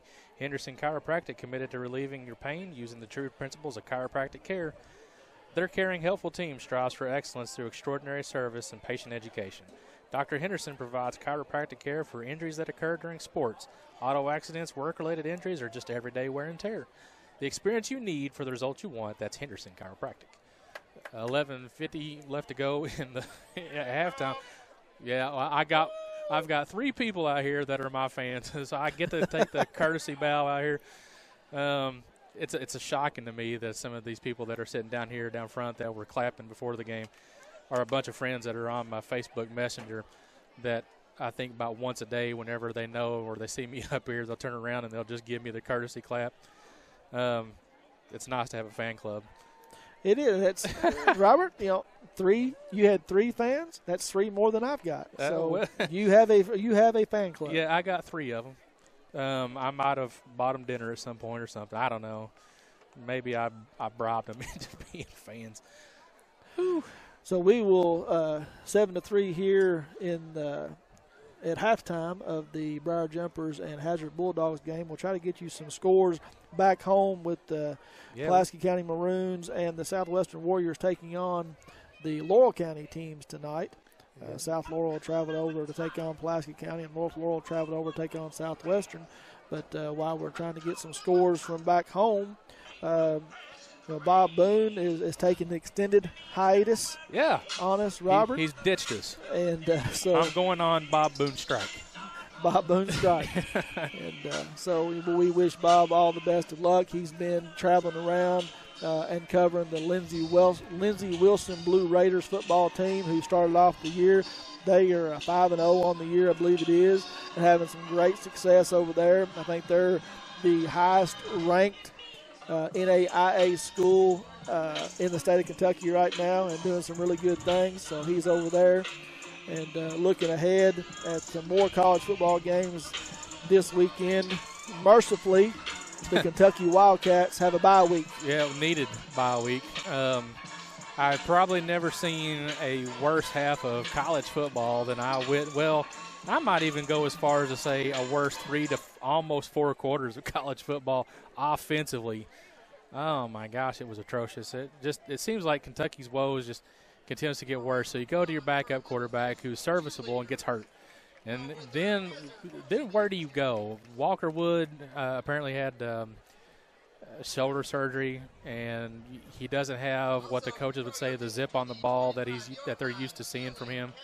And then you go past that, you got, I think your 4th-string quarterback is recovering from a knee injury, a season-ending knee surgery. So your 5th string is, and I can't think of his name. Bowden. Lynn Bowden, thank you. Lynn Bowden, starting wide receiver. I saw a little news feed yesterday or maybe even this morning, Robert, that Bowden has been taking first-team quarterback reps with the offense. And he was a high school quarterback, so it's not like he's unfamiliar with the position. Hasn't played it in college other than a few Wildcat snaps, but has shown the ability to throw the ball at least from the Wildcat. So it's going to give defenses something to think about. Bowden's ability to run the ball and hopefully throw the ball. Then we'll see. Update from Pulaski County right now. The Maroons up 41-0 on South Laurel at halftime. That's a ball game. So a little bit more scoring back over there than we have here at Daniel Field in Hazard, Kentucky, with 8 minutes to go in halftime. The Briar Jumpers up 7-3 on a big Hail Mary play at the end of the half. That best offensive drive, best offense for the Briar Jumpers for the night, that was able to take the lead here 7-3. We needed that 25-yard reception to close out the half. We needed something positive to go out on, and it was nice to see Kaya be able to connect for something, because I have him right now he is 4 for 8 with a total passing yardage of approximately 37 yards. 37 yards and a touchdown, however. So tough first half for the young man to be able to make plays. Now he's got more plays, he's made with his feet. Had a couple scrambles there in the waning parts of the half to, pick up some first downs or to probably pick up that negative yardage that they were, able to surmount going into that drive. But, good on the young man for having the poise to stand up in pocket and make some plays in the absence of Mr. Miller. On the other side, looks like we've got 2 rushes for 8 yards for Cam Austin, 1 rush for 4 yards for Mr. Gilmore on that jet sweep. And we've got Mr. Bruner, 2 rushes for 5 yards, but that 4-yard rush that he had to maintain possession and to be able to pick up a tough first down came at a time where you needed it the most. Yeah, that was a big run by that young man. You're exactly right, and we needed that first down. He got hit in the backfield, able to keep his legs churning and pick up the first down. So exactly what he needed to have happen right there. One thing that I will give this coaching staff credit, for kudos. I followed them obviously for the last 4 years, and have been around Coach Lucas and Coach Swearengin before that. They make some very good halftime adjustments. So what Hazard was able to do and has some success in the first half, I'm fairly certain, I may be wrong, but fairly certain that Coach Swearinger and his defensive group will make some changes and take those away.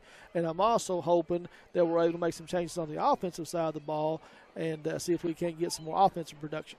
Yeah, much needed offensive production too.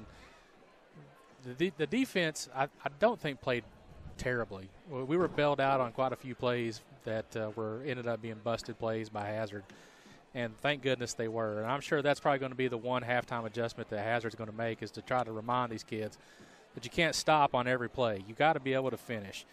And, coaches will preach that over and over again until these kids start to because if the catches were made, Hazard would probably be up by at least one more score at this point. And with the young man's leg, if you can kick it 49 yards, maybe two.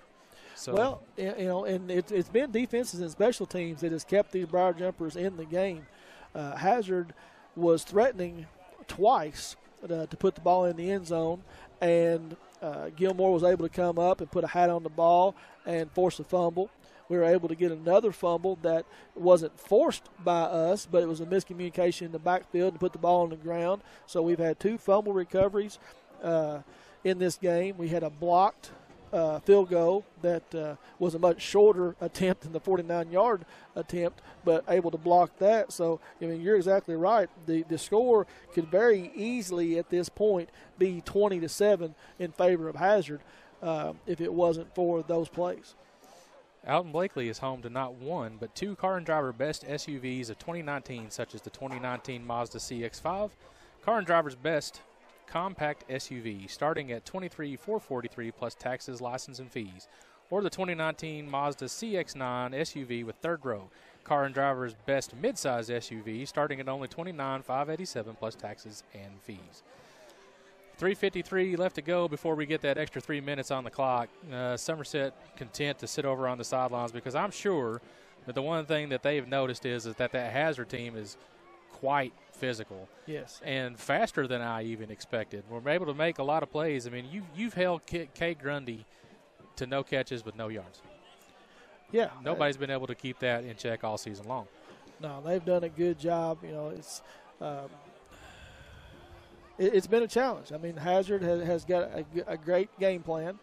I'd heard they were going to try to old school smash mouth football, and that's not been the case. But they have ran the ball when they wanted to. But they've lined up in basically a spread formation, trying to spread out this defense of the Briar Jumpers and still able to run the ball. Short passes, nothing been able to complete downfield, but has done exactly what they wanted to do, and they have taken away the explosive Briar Jumper offense. Yeah, kudos to them for having a game plan that's actually really worked. I mean, you don't just have to have a game plan, but you got to have the personnel to do it. And we were talking before the game started, and you could tell, just by looking at that team, that they were big, physical, strong. But I didn't expect that speed to match with it. And kudos to the. I really like this Hazard team a lot. And you can see why after, one half of football that they're 5-1 at this point in the season, because from all accounts that I've heard that the Harlan County team is a very good football team. They beat Paintsville. So this team's no fluke, and that's a good thing, because these are the kind of games that Somerset has to have going into the district play to make them a better football team going forward. You're exactly right. So 2 minutes to go before the additional 3 minutes to go in the half. We talked about, Robert Reed, myself, Chris Staten, and we're joined by Jeremiah Jones over here tonight, and he is doing our video for us. This is not the video game of the week, but for those of you that will be looking for the video, remember that after every game, Alton Blakely has allowed us to have the video feed of the game that will be up usually on Saturday night, sometimes on Sunday. But if you want to go in and watch the game on video, Jeremiah does a great job for us putting the game out there so it can be watched later on. Could you and your family benefit from counseling services? Intrust Counseling is there to meet your needs by providing services in the office, home, or school. They even offer late and weekend appointments. Call 676-0638. Check out their new website at intrust-healthcare.com. You can also find them on Facebook. 1:08 left to go before we get the extra time. Somerset team's back out on the field after receiving some final instruction for the team, getting ready to warm up. Hopefully they can come out with some intensity in this second half. They look a little flat to start the game. We've speculated why, of course. But at this point, you've got some momentum going into this drive because you get the ball back to start the second half. So if you can come out here and put 7 more points on the game, I think what ends up happening at that point is that the Hazard team that's put up a fight with you in the first half starts to the body language starts to, the sense of urgency starts to change, and you start seeing a change in the overall game plan from here. Yeah, this is a big first drive for the Briar Jumpers because you're exactly right. If they're able to come out, put points on the board, changes everything. If Hazard is able to come out and stop the Briar Jumpers from putting points on the board, gives them a lot of momentum, beat the ball back to do some things, a lot of confidence that they can play with this team. And I don't think right now that they have any question that they think they can't play with this Briar Jumper squad. But I expect this to be a well-played, hard-fought second-half football between these two teams. Buffalo Wings and Rings would remind you to watch the game of the week. That'll be listed on the Lake Cumberland Sports Facebook page. Buffalo Wings and Rings, where rings are created your way and always fresh and never have frozen hamburgers. And I know that the group gets together on Fridays and eats, and I'm always so busy at work, it's hard to break away and join them. But, a Buffalo Wings and Rings burger sounds awesome right about now. Yes, it would. We didn't get a chance to stop to eat on the way over here. So Buffalo Wings and Rings hamburger sounds really good about right now. 2 minutes and 35 seconds left to go on the Randall D. Turpin scoreboard. Your score sits right now at 7-3, getting ready to start into the second half. No appointment is necessary at Quick Hair Walk-In Clinic. They're right behind the hospital, just off Bogle Street in Med Park West, right where they've been for over a decade. Quick Hair has lab and x-ray equipment right there in the clinic, and they're open late. So even if you had an accident or you aren't feeling well, just walk in and let their highly qualified medical professionals take care of you. Quick Hair Walk-In Clinic at Med Park West. So, Robert, so both teams have went back into the locker rooms. Well, Somerset actually went to the end zone. The Hazard went to the locker room. But what do you see, some changes that you see in the second half to help Somerset here to pull this victory out? Somerset's going to have to establish something off the line of scrimmage on both sides of the football because they've been pushed around and manhandled. It's the first time this year that I've seen Somerset's line. I don't want to use the word get abused because they haven't. The score is 7-3. However, there's not been as much pressure on the ball. Now, I've whined a lot about in the first half that I've seen a lot of holdings being, happen right there in front of the line crew. I'm sure the Somerset faithful and the Somerset sidelines have probably let them know about it all half long, so they don't need to hear it from me as well. But they've got to come out and put some kind of pressure on the football and try to stop some of this offense that Hazard been able to run, and I don't want to say at will.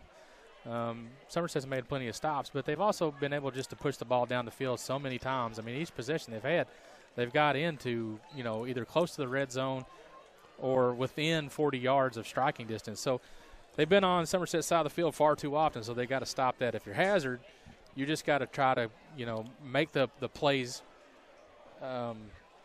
stick, I guess is the right way to put it. You got to be able to have guys out here make catches. You got to make the plays. You got to finish the plays. Seen a lot of errant passes from the quarterback, but errant as in low, not errant as in just, complete miscommunication. So I suspect that was probably the message that both teams have received in the second half. Now we just got to figure out which team heard it. Yeah, you're exactly right. So we're just about 20 seconds away from kickoff. Both teams getting ready to go. Looks like the Briar Jumpers are going to go back deep on the left side of the field. So from our vantage point, you're going to be moving left to right to start the second half. And young man for Hazard to kick the 49-yard field goal, Jonah Helm, is going to go out and get ready to put his foot to it as we're just about ready to start the second half. Finally, it feels like when we got started at approximately 7:30 and we're getting ready to start at 9 o'clock. So it's been a long night. And I don't know, maybe it's the drive over here that's kind of done it to me too, because that not only is that drive over here daunting, the drive back is just as daunting as well. So let's see if I can keep my blood pressure in check for that. Might have been the key to the game. All right, so here we go. We've got Kay Grundy, Cam Austin, and Jaden Gilmore back deep, and Helm is going to put his foot to it. It's just another squib kick. He's going to kick it back. Gilmore is going to pick it up at the 25. He's going to come across the right side. He's going to be brought down just across the 25. So the Briar Jumpers are going to take over their first possession in the second half at the 26, 27-yard line. Yep. You can't get a whole lot of yardage going east and west. Got to go north and south. They picked up the ball. I probably would have run it in the same exact direction if it were me. However, if you're going to get any positive momentum going forward, you've got to get north and south. So as we get ready to start to see what kind of adjustments been made by the Briar Jumpers coaching staff, Kai is going to come out. He's going to send 3 receivers to the left and 1 receiver right. He's going to have Jace Bruner in the backfield just off to his right with him in a shotgun formation. Kai is going to call out the signals, take the snap. It's just a quarterback draw right up the middle, and he's going to pick up. Ball comes loose, but they're going to say he was down. But to pick up just a short gain on the play, trying to go behind Bruner, and luckily they called him down before the ball squirted free. No gain. I know I have headphones on, but I never did hear a whistle, so I'm kind of confused on what happened there. No, with the white hat, he was pointing down almost immediately, so I don't know. I'm like you. I didn't hear anything in the Hazard sidelines. We're not too excited, so they obviously could see a little better than we could from our vantage point. But 3 receivers to the left. He's going to empty the backfield and send Gilmore and Cam Austin to the right. Kai's going to take the snap. He's going to throw it out to Kay Grundy in a little bubble screen to the left side. First time he's able to get Kay in a little bit of space, but there's just not a whole lot of room before Hazard is able to collapse around him and bring him down for a short 1-yard gain. Yeah, Hazard plays great contain up front, left and right on either side of the line. And I'm not real sure. I've been trying to study the defense here to see where the weakness is. And I don't know if there really – I mean, there is one. There's always one, but I've yet to see it. And the one place that I only see the weakness is generally right in the middle of the field, or if they can run an out slant towards the 50-yard line down here. Pressure coming off of Kai's left side. He's able to elude. Oh, and he's hit again. He tries to make a move, pick up the first down, and he is hit right at the 30-yard line. The ball comes free again. That ball's hanging out there loose. Trying to make a move, but he's not going to get enough. So it's going to bring up 4th down for the Briar Jumper. So first possession doesn't go as planned, and it's going to bring up 4th and 5, and Kay Grundy is going to drop back deep to punt it away. You can see why this Hazard team's had a lot of success. This defense is absolutely fantastic. They play their man very, very well. They don't give up much, and it's a strong, athletic, and much faster defense than I ever anticipated. They close quick. They that's do. The one thing that I have seen about them. There is some space and there's some things there, but they are able to close on the ball. Kai had some room. He looked to make a move, and that the young man for Hazard there was able to make the stop. And so we've got a stoppage in play right here, something going on down in the end zone to our right. I don't know exactly what it is, but everybody's pointing down that way, and I don't see anything. I don't either. I don't know if there's some unruly fan or something down here. They're still looking. I mean, even the camera people down here are looking. Oh, I see it now. Their car parked. They let the Hazard faithful come in and park around the field, which is pretty cool for them. But one of the cars sitting down there, I guess, listening to the broadcast or watching the game or whatever, but had the headlights on. So we're back to play here. So Kai's going to take the snap, look to punt. He puts his foot to it. It's a high end-over-end kick. It's only going to cross over the 50, but does take another good Briar Jumper bounce and go all the way down where it's going to roll dead at the 27-yard line. So Hazard Bulldogs going to take over their first possession in the second half with 9:35 to go in the third quarter, trailing 7-3. Second game in a row where I've seen him be able to kick a ball that high in the air and still get a positive roll. That shouldn't physically happen, but it did. So Hazard comes out their first possession of the second half, and they're going to – 12 guys on the field, but I guess because they didn't have a huddle, they can't call that. But 2 receivers right, 2 receivers to the left. Miller's going to take the snap. He's going to turn and he's going to hand it right up the middle to Trajan Campbell, who's going to sneak across the 30-yard line for a gain of about 3 on the play, going to bring up 2nd and 7. It's a good play. I was noticing that too. I was about half pointing at the guy running off the field. The referee looked at him.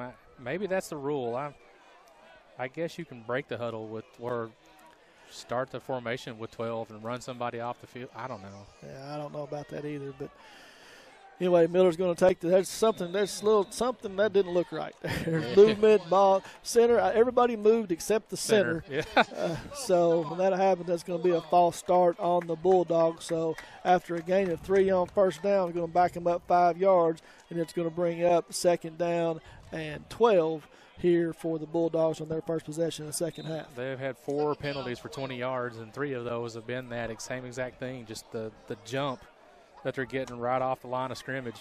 And the only other penalty they've had was just defensive offside. So if you're going to shoot yourself with penalties, you might as well only do them from the 5-yard variety. Garrett Miller takes the snap.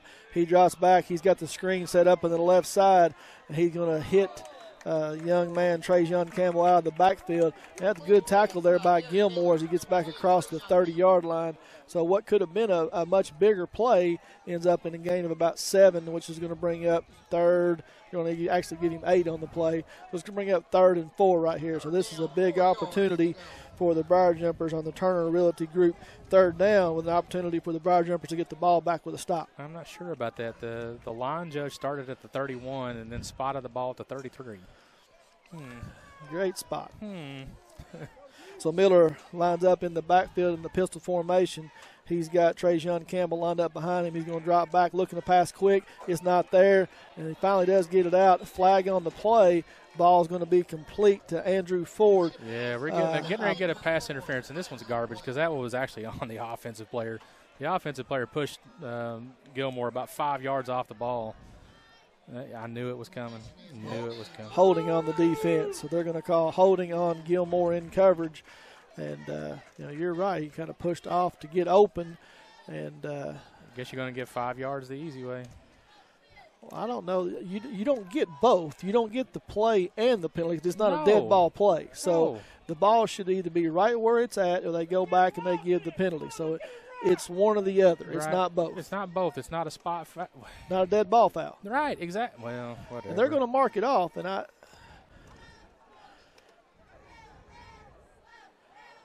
they didn't catch the ball.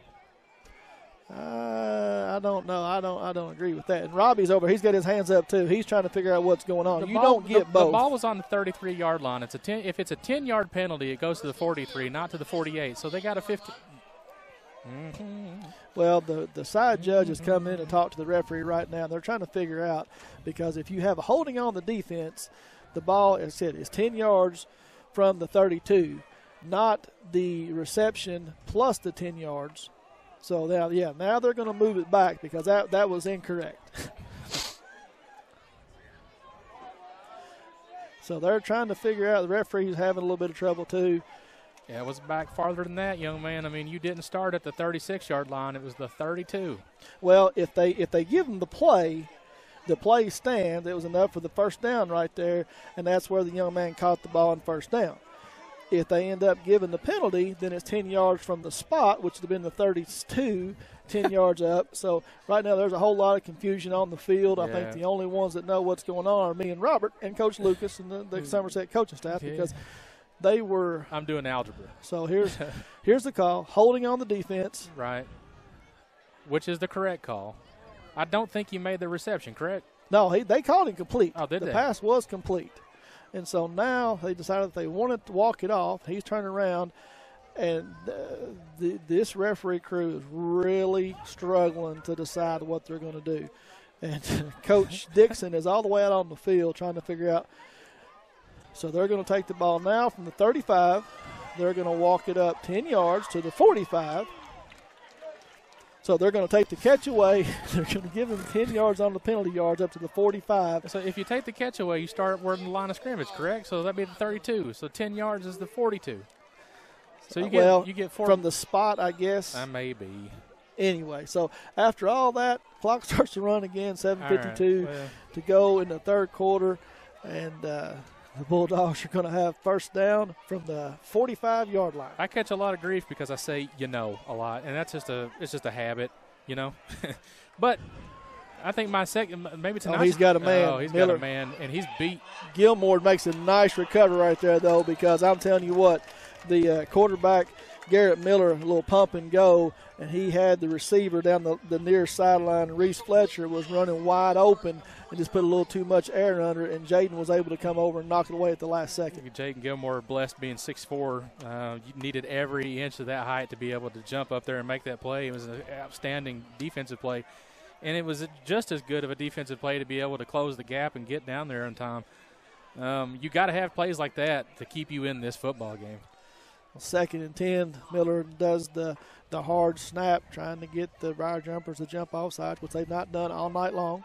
Then looks over to the sideline, gets the new play call, starts signals again, drops back. He's looking to pass. He's flush from the pocket. He's got some room out in front.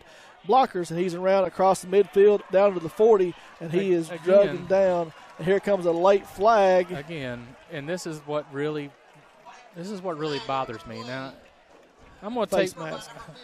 It's a fanboy thing for me to continue to harp on the referee. I get it, okay. But again, if you got two defenders down and one was pushed into the back of the other one, that means the push came from the back. It wasn't a block up front. So what are we missing? So at the end of the run, after a big gain by Miller all the way down to the 30-yard line, they're going to tack on 15 more yards. So this umpire here that's had a little bit of trouble marking off down and distance, he's going to get 15 yards, and the ball is going to go all the way down to the 16-yard line. So the Bulldogs enter the red zone here with an opportunity to put some points on the board with 7:20 to go in the third quarter. Big penalty. Sure is nice weather out tonight. It really is. I'm enjoying that portion of it. Don't have anything nice to say, make up something. My mama always said, if you don't have anything nice to say. Yeah, make up something nice to say. The weather's nice. Yeah. So the clock is running. The clock is running. The play clock is not. Play clock is not, which we have not had. It's been and no official looking at their watch to count time off the play. So I'm not real sure. Now that play didn't work. The Bulldogs came out in a power I formation set, and Miller turned around and pitched it back to Nick Miller, and he was hit in the backfield for a loss of 3 on the play, and that's going to bring up 2nd and 13 for the Bulldogs at the 19-yard line. Whew, we need some positive plays like that to continue happening on the defensive side of the football, because there's, much like the Williamsburg game, this Somerset defense been gashed for big play after big play. If you could eliminate the big play, I think that's where the depth in the secondary is coming in to really play for this team. 3 backs in the backfield again. Miller's going to turn around and hand it off to Fletcher. He's across the 20, the 19, down to about the 16-yard line. So the Bulldogs trying to line up and play a little smash mouth football. And here comes another flag, and there's flags flying from both ways. There was some pushing and shoving going on. I'm not sure who they're going to get here first, but I saw Mikey Garland get pushed out of the play. So, no, they're going to call it, on Somerset. On Somerset, unsportsmanlike. That goes both ways, Whitehead. I mean, I hate to say it, but if you got – I really should be. Well, there was a flag thrown, and then Hazard player come running in there and pushed Mikey Garland back across the 20-yard line, and another flag came out, but they didn't call it offsetting, but they sure did call it on Somerset. So after that play, it's going to take the ball all the way down inside the 10-yard line, down to the 7, looks like, for the 7-yard line. So Bulldogs going to have first and goal here with 6 minutes to go in the third quarter. No, not going to be first and goal. After the penalty, it's going to be first and no, they're still trying to figure out another penalty call here. It's going to be 3rd and 1 after the penalty call. So unsportsmanlike conduct to get half the distance to the goal is what it was. It's 3rd and 1 And now the clock runs again. Bulldogs are going to come out in the power formation with Reese Fletcher back in the back of the backfield. He's going to take the ball to the left side. He's going to be hit right there at about the 6, but it's going to give them enough for a first down and set them up 1st and goal.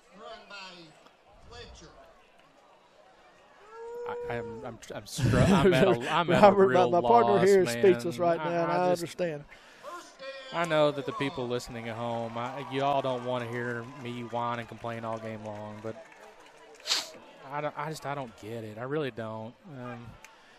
1st and goal for the Briar Jumper, or for the Bulldogs here with 5 minutes and 23 seconds to go on the Randall D. Turpin CPA scoreboard. Briar Jumpers up 7-3, but Bulldogs threatening to score, and Fletcher's just going to take it off the left side this time again. He's going to sneak it into the end zone and is going to give the Bulldogs their first touchdown of the night.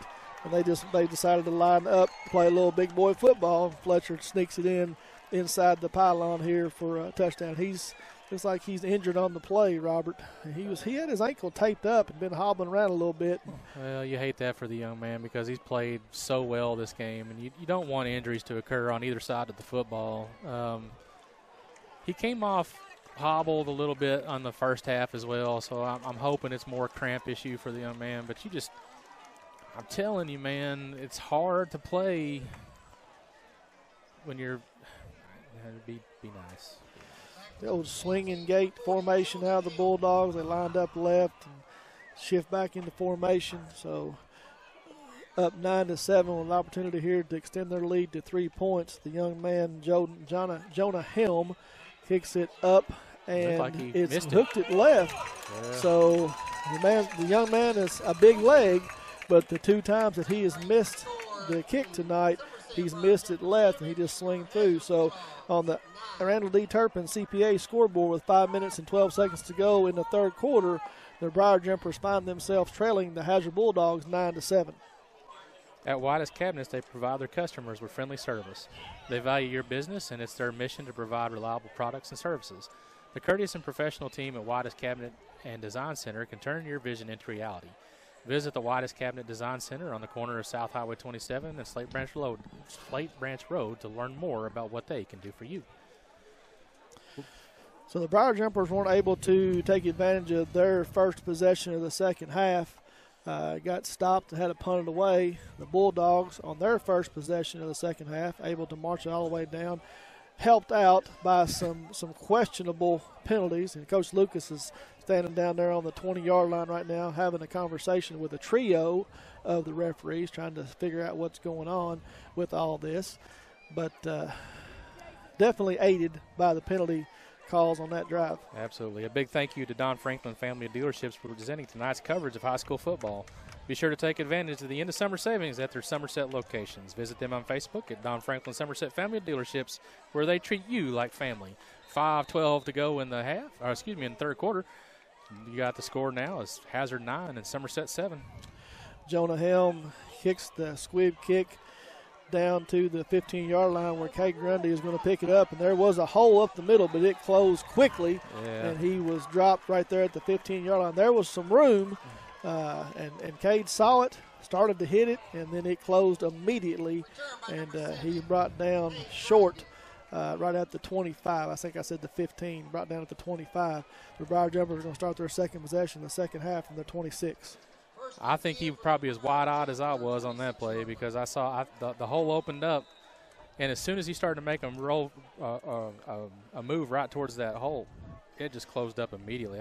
Again, kudos to the Hazard defense for making plays tonight. Cam Austin in the backfield with Kaya. Kay Grundy split out right, Gilmore split to the left. Kaya's going to turn around and hand it off to Cam Austin. He's going to be dropped in the backfield for a loss of about 6 on the play. And that's not what Briar Jumpers needed to start out the first. No, you can't move backwards when you got momentum going into in the favor of Hazard. At this point, number 21 for Hazard still out there, and you can tell he's hurting. He's hobbling while he's out there. And that's the spot of the field, like I said, in the middle of the defense that you probably got to be able to attack. And with you got a young man that's hurt at the moment. You know, you don't want to pick on him, but that's the weakness. So that's where you got to go to. Briar Jumpers here. Kaya's going to just flip it over to Cam Austin in the right flat. He's going to get across to 25 to 26, get the yardage that he lost back here. It looks like he's brought it up to 28-yard line. So it's going to bring up third and a long yardage situation here for the Briar Jumpers, needing the first down, needing to try to get out of their own end zone, out of their own end of the field right here, Robert. Oh my goodness! I mean, this is the first time that I've seen the Somerset offense look a little discombobulated. That's my big word of the day. And I don't know, man. Like, something's just bad off, and I don't know. Maybe it's the juju of this football stadium. This is probably the second time this year I've used juju in a sentence. Maybe I ought to quit that. Hazard's done a good job, but you're right. The Briar Jumpers just don't look comfortable on offense right now. So 3rd and 7, Kaya's going to take the snap. He's going to drop back. He's looking to pass. He's got Gilmore on an out pattern there at the 40-yard line, and the ball in and out of his hands, and it's going to fall incomplete. Jaden had it, but just able to squirt free. So it's going to bring up 4th and long. He's going to force the Briar Jumpers into another punting situation here. Again, body language. A lot of, I don't know, just got to quit hanging the head, man. You got to bring the fight to this Hazard team because they're bringing the fight to you. It's 4:06 left to go in the third quarter. I mean, you still got a whole quarter and this 4:06 to play. You got to start making something happen. Kay Grundy standing on his own 15-yard line, ready to punt this ball away. Trajan Campbell standing at his 40-yard line, ready to receive the punt. Here's the snap. Kay gets the snap, and this time it's not as high, on a low drive. Campbell's going to hit it, and he is hit right there by Mikey Garland. Another big play by that young man on special teams. Trajan Campbell came up and tried to field it, and he muffed the punt right there, and Mikey Garland was not going to let him get back on it, and the Briar Jumpers had a big turnover right there and picked the ball up at the 41-yard line of the Bulldogs. It's a timely turnover and much needed. So now we're down to 3 minutes and 59 seconds. You've got a little bit of here we are. What are we looking at? What am I missing? I don't know if the referee, if he's hurting, something's going on there, but he was standing down looking at something. But there's nothing there. I mean, it was clean, cleared, ball was loose. Garland hit him. We recovered it. Nothing to think about. But they were thinking about something. Okay. So anyway, 1st and 10 for the Briar Jumpers at the 41-yard line. Kaya's got Gilmore, Bruner in the backfield with Cam Austin. Kaya sends him in motion. He's looking for somebody. Kaya's going to scramble around the right side. There's flags flying everywhere here at the 40-yard line. So I'm sure we're going to have a holding on the Briar Jumpers. Yep, and that's the call. Okay, so they were staring at Cam Austin the whole time.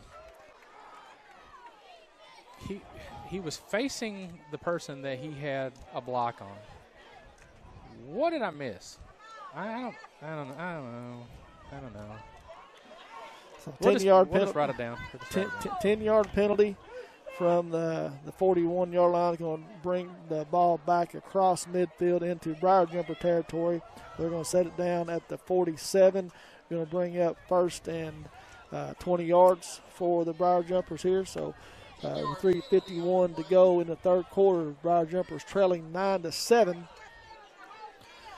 Going to try to get something going again here on offense. Briar Jumpers break the huddle. Sends Grundy out by himself to the far sideline. Cam Austin and Jaden Gilmore to the near sideline. Bruner in the backfield with Kaya. Sends Cam and Austin in motion. Hands off to Bruner, and he's up to midfield at the 50-yard line. And that's about it. So a short gain on the play. Going to bring up 2nd and 18. I'm not cutting on Jace Bruner when I make this comment, so please forgive me. But you're 1st down, and you got 20 yards. 20 yards, not 10, 20. I'm not sure that Jace Bruner is the person you want. Now, if he broke free, he'd look like a genius. But I don't know. That one might have been a play call that perplexes me a little bit. Same formation. Cam Austin, Jaden Gilmore to the right. Grundy, far sideline, set by himself. Single coverage, sends Cam Austin in motion. He's got him in the flat at the 50-yard line. Cam picks it up. He's across the 40. makes a big move right there, is going to end up picking up not all of the first down yards. I thought that was the first down. I was looking at the first marker. Yeah. So it's going to make us into a more manageable, much more manageable 3rd down and 5. Yeah. Well, you needed a big play, and that's the play. They've been looking for that play all night. They've been able to get to spring Cam Austin out to one side of the field or the other, and a lot of time that play's been gobbled up. But he needed one block to make it happen, and he got it. So that's the speed of Cam Austin coming into effect on that play. Kai drops back to pass. He's got Carson Guthrie at the 27-yard line. He makes a move and is down to the 20-yard line. So Carson Guthrie there on a big completion is going to take the ball down into the Rick Barker and Godby Realty and Auction red zone. The Briar Jumpers have just entered the Rick Barker red zone. Rick Barker and Godby Realty and Auction, names you know, names you can trust. Real estate and auction services for farm, commercial, residential, and personal. Godby Realty and Auction has 49 years of experience in the real estate and auction business, and we are ready to put that work for you. Go online at godbyrealty.com for more information. And that's the first time that the Briar Jumpers have been in the red zone tonight. Kai is just going to turn around and throw the ball out to Cade Grundy right at the 20-yard line. He makes a man miss, but again, the Bulldogs defense are able to get out there and keep him contained for no gain. Right. Well, I'm not sure which. I don't like playing blame game. Cade Grundy had a lane. When he first caught the ball, I think the decision-making was what cost him on that one, because he stopped for a brief second before reading the defense and still got caught. So had he caught that ball on the move, I still think there was room there for, positive yards, because all it really do is got you right back to the line of scrimmage. So a minute and 20 seconds go, and the clock running on the Randall D. Turpin CPA scoreboard. Briar Jumpers trail 9-7, needing some points right here, Robert. And Kai has got, he's hit. He had Jace Bruner at the 5-yard line, and right as he got his hands on the ball, he was hit right in the back, and the ball falls out of his hands. Big hit, and Jace is hobbling off the field after that. Boy, you don't want to see that. That's senior leadership leaving the field. Hopefully that was just some way he landed, be able to come out here and rub out maybe a quick cramp and back on the field. But, boy, you needed that play. You needed it. Been some hard-hitting game tonight by both teams. Absolutely. Injury early on to Alex Miller. Injuries for Hazard. Jace has hobbled off. So trip receivers to the right, one to the left. Kaya looks back to pass. He's looking, surveying the field. He's going to be flushed out of the pocket again. Just tuck it and run. He's going to look. He makes a move right there at the 20, throws the ball across the 15, which is going to bring up just a little bit short. Going to be about 4 yards short, 5 yards short on the play. Yeah. Again, you stretch the ball across the 20, and the ball is placed at the 22. Yeah, whatever. Well, at the 16. They gave him the 16, but you're right. I think they said his knee was down. Yeah, okay. And they give it back to him at the 16. Well. But it's definitely 4-down territory. So now you got to find I don't know. I guess they're just going to let the time run off the clock. I don't know. I don't think that we have enough time with 16 seconds to go and the clock running. It looks like they are. Huh? Timeout on the field? Well, I think that they are going to call a timeout, but I'm not sure what Robbie has walked all the way out past the hash mark here to talk to the white hat, and this is a Toyota of Somerset timeout. But Robbie has come all the way out to midfield to talk to the white hat about something that he's not happy about. Yeah, boy. All right. Do I feel great? I just cannot wait. Well, Quick Care is open late. Just walk into the clinic in Med Park West, just off Bogle Street behind the hospital. Hours are 9 a.m. to 7 p.m. weekdays and on 10 to 3 on Saturdays. No appointment is necessary for accidents, ailments, chronic conditions, as well as health services like sports physicals, flu shots, and health screenings. They accept major health insurance, and they plan major insurance plans, and they can bill the insurance companies directly. Quick Care Walk-in Clinic at Med Park West. With 9.7 to go in the third quarter, Hazard still leads 9-7. Again, unfamiliar territory for Somerset. Now you're at 4th down and about 6 yards. You got to make a conversion here because this is a momentum-changing type play. with a stoppage in the clock, you got to have the right play. And I hope they got something dialed in that I don't know. I wish you had somebody that could kick the football right here. Yeah, it'd be a great time for a field goal. You're exactly right. But, I don't want to call anything a must situation because there's still a whole quarter of football here to go. But the Briar Jumpers need to convert this first down. This would be a key first down. So 4th and 6, they come out of the timeout. They're going to have 2 receivers to the right. That's Kay Grundy and Cam Austin. 2 receivers to the left, Caden Guthrie and Jaden Gilmore. And Mikey Garland is in the backfield with Kai Sharon, who's going to take the snap. He rolls out to his left. Pressure from off his right side. He's looking for pass. He's got Grundy open in the end zone. Actually had 2 receivers down there, and Kai is going to complete the pass to Kay Grundy right inside the corner of the end zone with 2 minutes and 7 seconds to go. So if that was planned, that was brilliant. Absolute brilliance, because the flow of the play was running one way, and as they turned around, Kay Grundy was just sitting there on a knee waiting for the ball to be thrown to him. If there was ever a time that Kay Grundy needed to step up and make a play, it was right then, and we got it.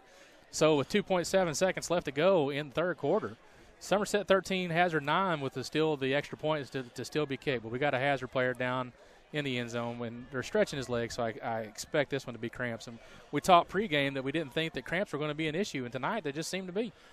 Yeah, they have. That's the second or third player that's went down for that.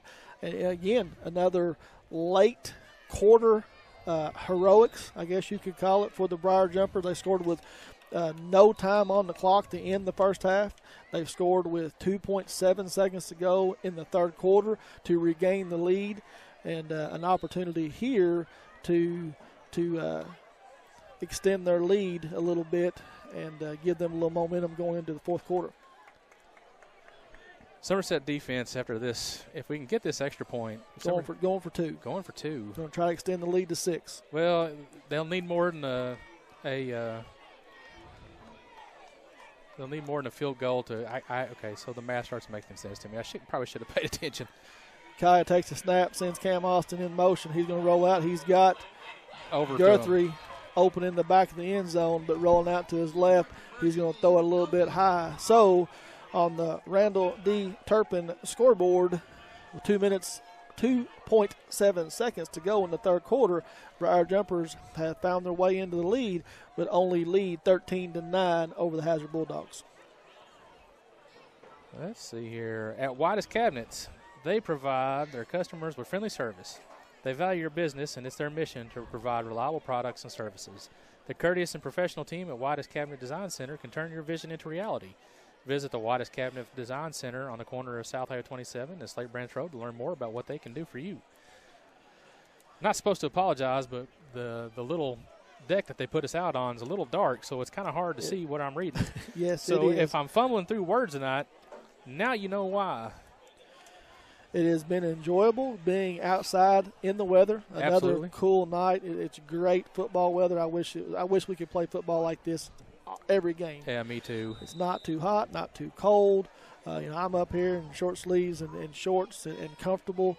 It's been extremely hot the last few weeks leading to this. The record-setting heat wave that we've had in the month of September and October, leading to some 90-degree days. But as we get back to some football action here, Daniel Richardson is getting ready to kick it off. Back deep for the Bulldogs are number 3, Tyson Turner and Elijah Gayhart. And Richardson's going to put his foot to it. He's going to pooch it, which we've seen most of the year, to about the 27-yard line. Oh, his knee was down.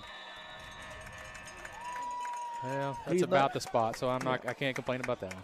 He's not going to go anywhere. He did fumble. He did muff the return.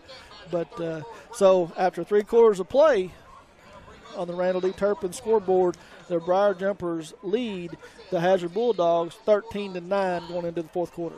Big thank you to Don Franklin Somerset Family of Dealerships for presenting tonight's coverage of high school football. Be sure to take advantage of the end of summer savings at any of their Somerset locations. Visit them on Facebook at Don Franklin Somerset Family Dealerships, where they treat you like family. Getting ready to have a 12-minute fourth quarter. Somerset finds herself on top, 13-9. And we'll take it because Man, I've never seen 13 harder points to get. No, it has been a dogfight tonight. I'm telling you what. Hazard came in with a game plan, and they've stuck to it. The Briar Jumpers, for whatever reason, you can a couple of excuses, and I'm not going to give them excuses, but right. have not played their best football of the game. And I don't know if it's coming off a homecoming week, getting ready for district play next week. But they had to expect that this Hazard Ball Club was going to come in and give them, a lot of people you talked about, like you said, thought this was going to be a running clock, and this is far from it. This is going to come down to the end of the game here as the Bulldogs come back out in that heavy package, and they've got 3 running backs in the backfield, and Miller's just going to turn around and hand it off to Trajan Campbell. He's going to take it across the 30-yard line, a gain of about 3.5, 4 on the play. You'll bring up 2nd and 6.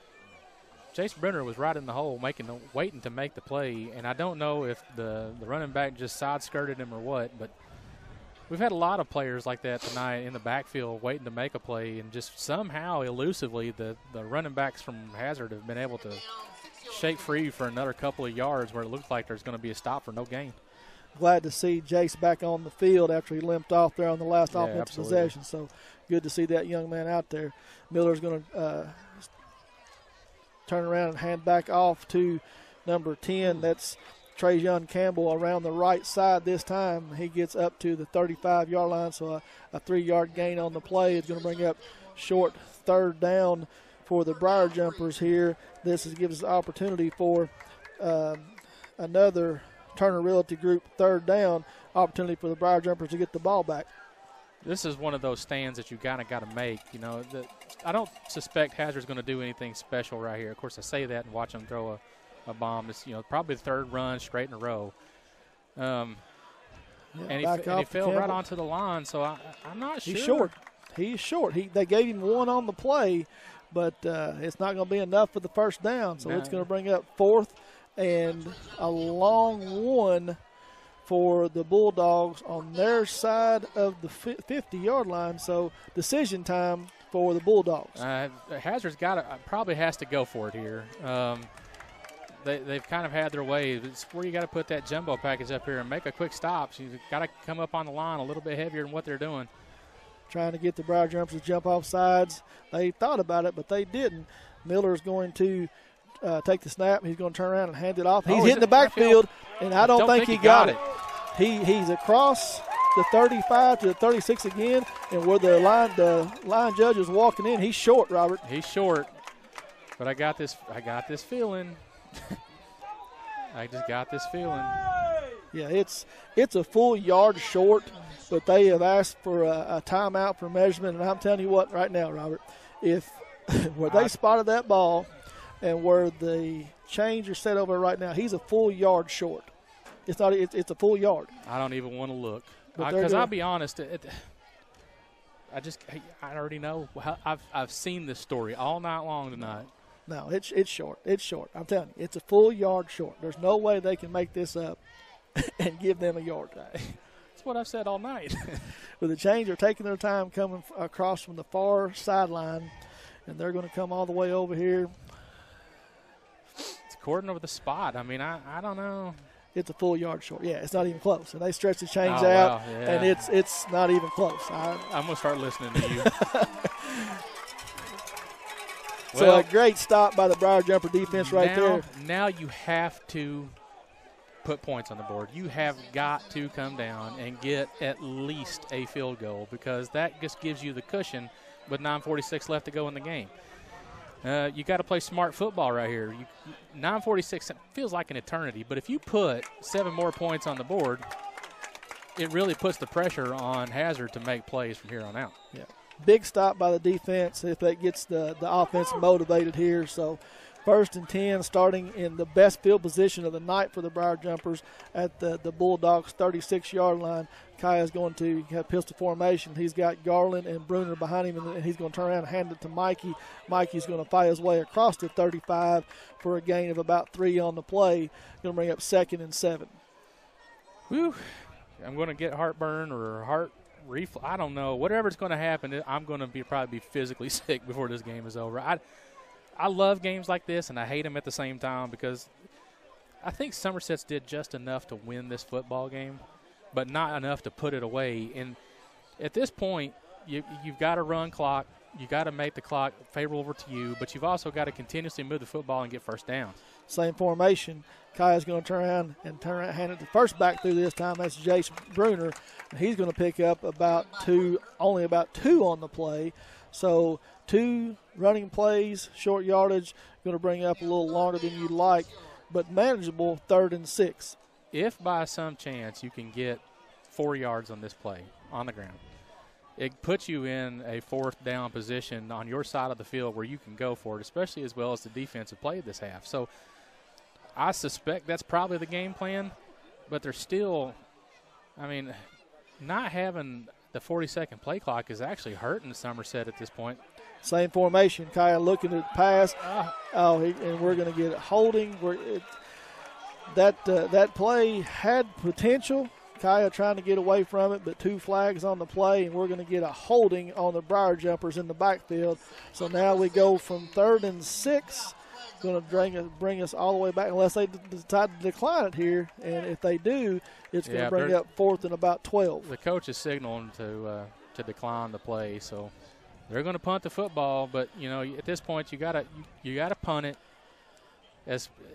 You got to pin them as deep as you can and try to probably get the ball as out of bounds as possible so that you can negate any kind of return. So this is a tough position for Somerset to find themselves in because you really only took a minute and a half off the clock and 3 running plays. So, again, the referee is sitting here trying to decide what they're going to do. The coach, Coach Dixon, has already decided to decline it, and they're trying to walk it off, but it's been declined. So it's going to bring up a loss of about 7 on the play. It's going to bring up 4th and 13 for the Briar Jumpers, and they are going to send the punting unit on the field here to try to pin them deep. So with 8:25 to go in the 4th quarter, the Briar Jumpers lead 13-9. Wait times are short at Quick Care Walk-In Clinic. They're focused on service, and they staff the clinic to reduce time spent in the waiting room. Quick Care has lab and x-ray equipment right there in the clinic, which is another great time saver.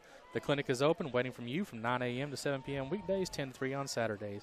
Of course, no appointment is necessary. Just walk in when you need us. Quick Care Walk-In Clinic just behind the hospital. It's a fake. Park West. Kay Grundy's going to take it across. He's got some room, and he makes a player miss. And I'm telling you what, Robert, that play was not going to work. It shouldn't have worked. It was not going to work. And I'm telling you right now, Kay Grundy made a man miss right at the first down marker and ends up taking it in for a big score right there for the Briar Jumpers. So on the Randall D. Turpin scoreboard, let me see. That had me all flustered right there. So I'm telling you, you're in the middle of a read, and I look up, and Briar something Jumpers. amazing happened, yeah. So that's a Citizens National Bank touchdown. Since 1920, Citizens National Bank has been located on the Fountain Square in downtown Somerset, and this has been their home for nearly 100 years. Lots of their customers live and work here. Over half of the bank's team, 72 employees to be exact, work downtown. And now, more than ever, Citizens National Bank is excited to be part of the downtown community. They love downtown Somerset and are happy and are here to stay. Citizens National Bank, moving forward together, member FDIC.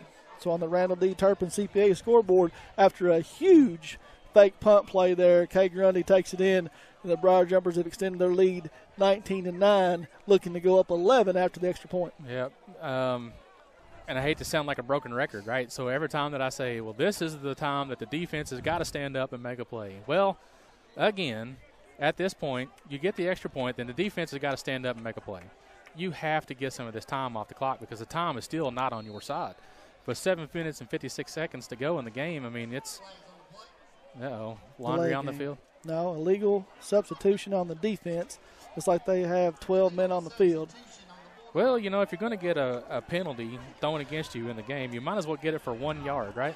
And so since after the penalty there is going to move the ball half the distance to the goal to the 1.5, Coach Lucas has decided that he's going to send the offense back on the field, and we're going to attempt a 2-point conversion and extend this lead out to 12 possibly. Yeah, when you're only about 1.5 yards away, that's probably the right play to do because I expect a jumbo set. I expect to feed Jace Bruner the football. If you're still in the game, young man, I think you just, Mikey Garland. Yeah, well, like he's played with a lot of heart, so, that's probably the right play. Power out formation. Mikey Garland dots the back of the eye. Kai is going to take the snap, turn around, and hand it off to Mike, and he's going to jump in over the line, and the 2-point conversion is going to be successful. So with 7 minutes and 56 seconds to go in the game, the Briar Jumpers extend their lead to 12, 21-9 over the Bulldogs. Outstanding. Right now is the time to get over to Alvin Blakely Honda, where their in-stock 2019 Honda Accords are priced at $1 over invoice. Yes, you heard that right. In-stock Accords are priced at $1 over invoice at Alvin Blakely Honda. Be part of the Alvin Blakely Honda family of dealerships in Somerset, Kentucky. With 7:56 left to go in the game, Somerset 21, Hazard 9. We've made a ball game out of it. Just when you thought your back was against the wall, Somerset's found a way to answer. Big play at the end of the first half to get them on the board. Hazard comes down, scores, takes the lead. Somerset comes back, scores twice, and I'm telling you what, it was a great play call on the fake punt. But I'm telling you, Kay Grundy was stopped. He was going to be short. He was not going to get the first down. And makes a man miss, avoids the tackle, and ends up going down the sideline and ends up putting it in the end zone. That was a huge play for the Briar Jumpers in this game and on the season. Gutsy call. Kudos for making it. I don't know. Maybe I'm just way too conservative because that's probably not the play I would have probably tried. But you know what? To be able to make it. Pooch kick by Richardson. He breaks loose, gets across the 50-yard line, and I'm telling you what, if it wasn't for Cale Todd there, like you said, with a shoestring tackle, that could have been disastrous on special teams right there. I don't know if the pooch kick has just been something that they've worked on, but with 7 minutes and 50 seconds left to go in the game, I don't know. I guess maybe I would have squib kicked it low and tried to get it pinned back as deep as I could, but again, I can't say anything. The coaches have got it way more right than I have. So the Bulldogs are going to come out on their side of the 50-yard line at the 44. Bulldogs are going to take over possession, trailing right now by 12 points, 21-9, with 7:51 to go in the game. Garrett Miller takes the snap. He's looking to pass. He's flushed out of the pocket. He's just going to throw it away. And we're going to get a holding again, looks like here on Gilmore. And then he's going to argue the call. 15 more yards. You got to be freaking kidding me. Yeah, he's that's absolutely garbage. Gilmore is going to get the holding penalty.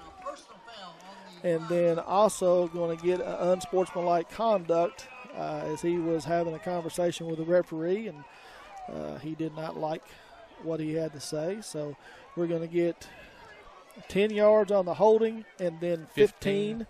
So a total of 25 yards here on one play. Since 1979, Modern Systems has been defending communities all across Kentucky, and they are proud to be part of the communities they serve, committing time and sponsorships to numerous charities like Project 5810, Relay for Life, March of Dimes, Heart Walk, local school programs, and many more.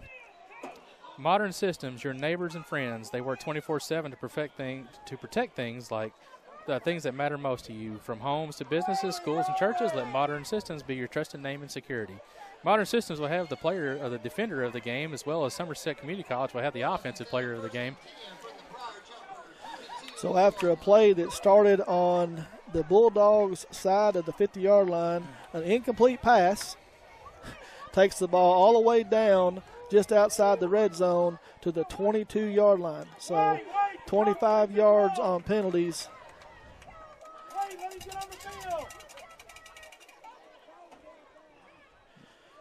And that's too much. They've marked off too much. They're going to pick it up now and bring it back. So I'm telling you what, they gave him 30 yards of penalties.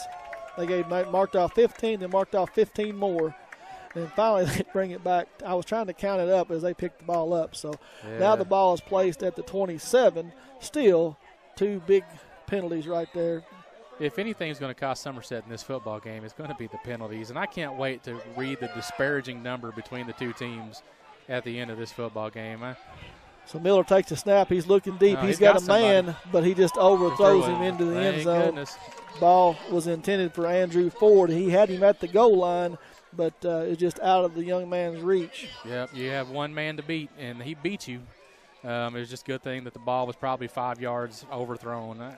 It might have still been a catchable ball for number 7, but he just, I don't know, maybe with hearing some footsteps closing in, you never know what happened on that play. So good stand for Somerset. They just got to make 3 more downs of it. So Miller brings them to the line of scrimmage, again with no huddle, 2 receivers left, 2 to the right. He takes the snap. He drops back the pass. It's just a quarterback draw up the middle. And here comes the flag. We may have a holding, and we do. A holding on the Bulldogs. Unreal. It's still like the Some scores back home real quick as we were getting ready to mark off this here.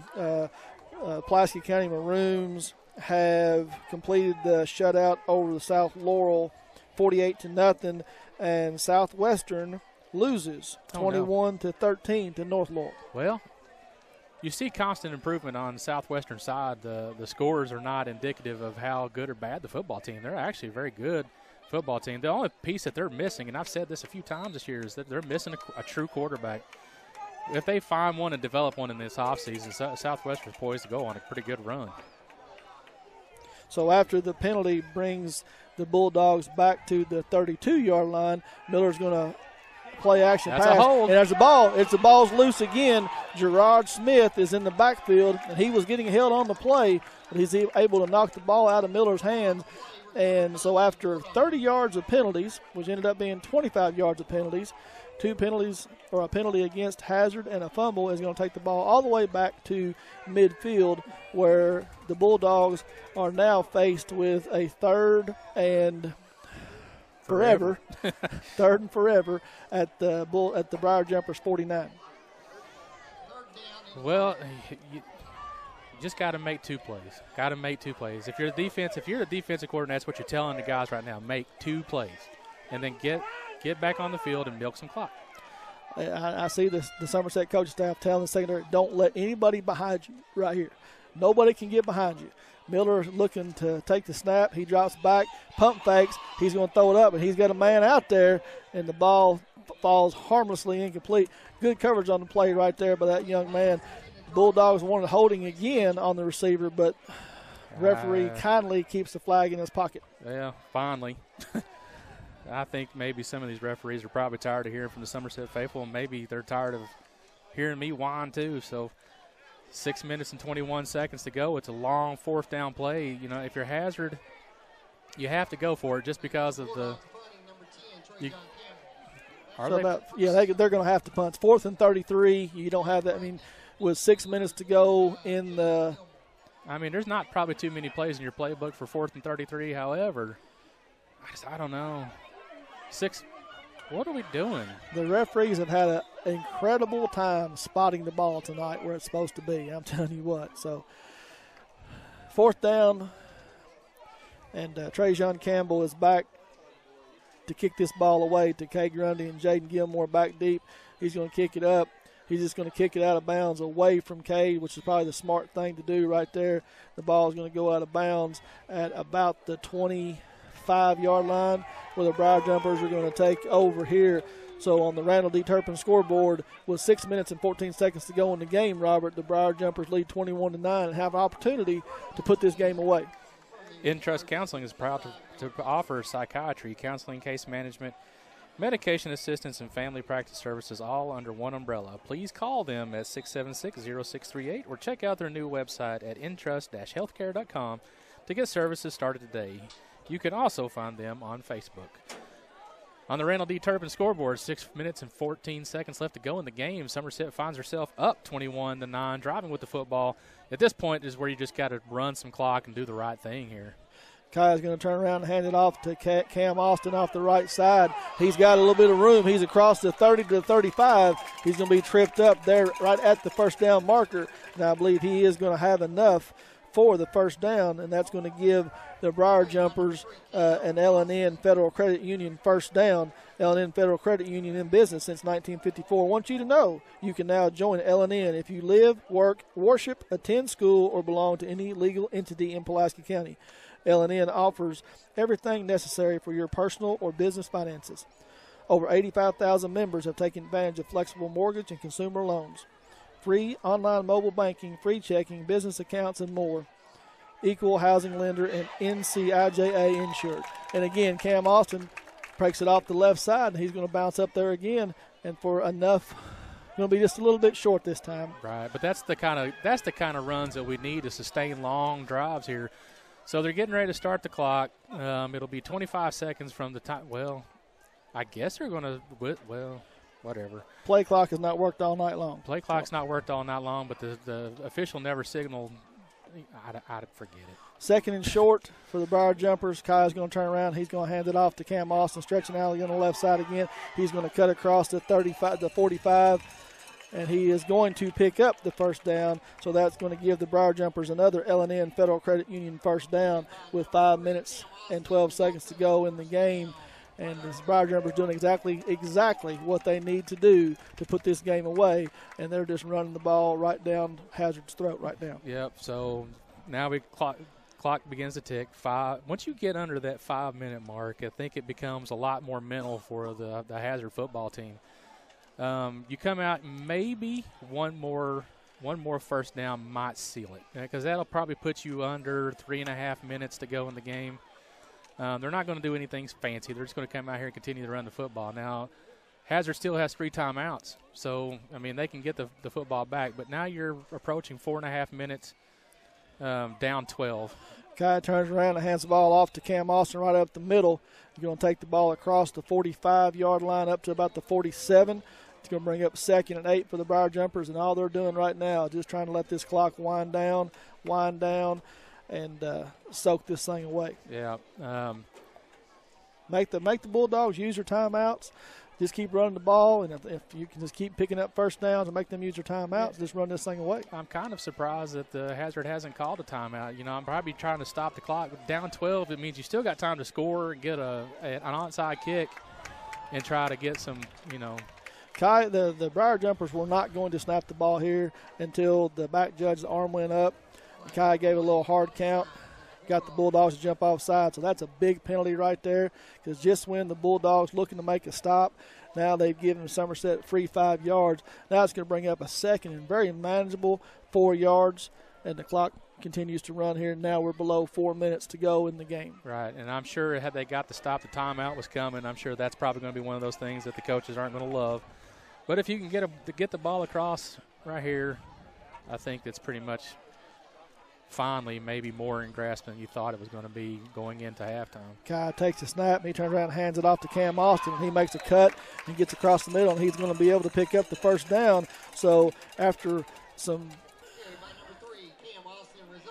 Cam Austin has come out and played like a man possessed. At the end of the first half, I think he had right at about 6 rushing yards.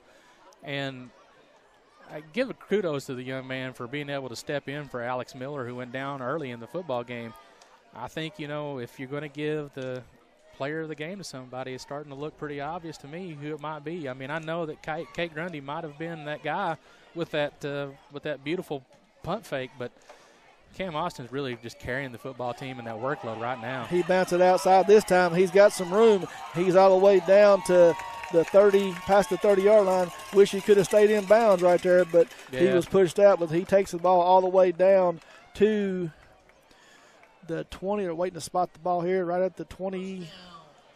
Well, that's another bad spot. But giving the ball at the 27-yard line, and that's another L&N Federal Credit Union first down for the Briar Jumpers. Whew. Man, you know, kudos to the Briar Jumpers for coming out in the second half and holding Hazard to no points. No points. Adjustments. We talked about it a little bit, and I said that the Briar Jumper staff does a great job of halftime adjustments. And again, this is the second time on the year that they've come out and shut an opponent out in the second half. Williamsburg down at Williamsburg, and now here tonight at Hazard. So a great job by that coaching staff. Yep. Kyle's going to turn around and hand it off to Jace Bruner this time in the backfield, giving Cam Austin a little bit of break. And Jace doesn't want to go down, but he's going to take it up to about the 25-yard line, and the Bulldogs are going to call a timeout here. So with 2 minutes and 58 seconds to go in the game, this is a Toyota of Somerset timeout. Somerset Community College is your community college. We have the lowest tuition rates in the state. Flexible class schedules, small class sizes, and quality education that's close to home. Choose from technical degrees from high-demand jobs or transfer degrees to four-year institutions. We are the best choice for education and training. Whatever you need, we have it for you right here at SCC. Apply today at somerset.kctcs.edu. SCC, a real college with real people with real success. 2:58 left to go in the game. Somerset still up 21-9. Still on the drive. Getting close to another red zone opportunity here.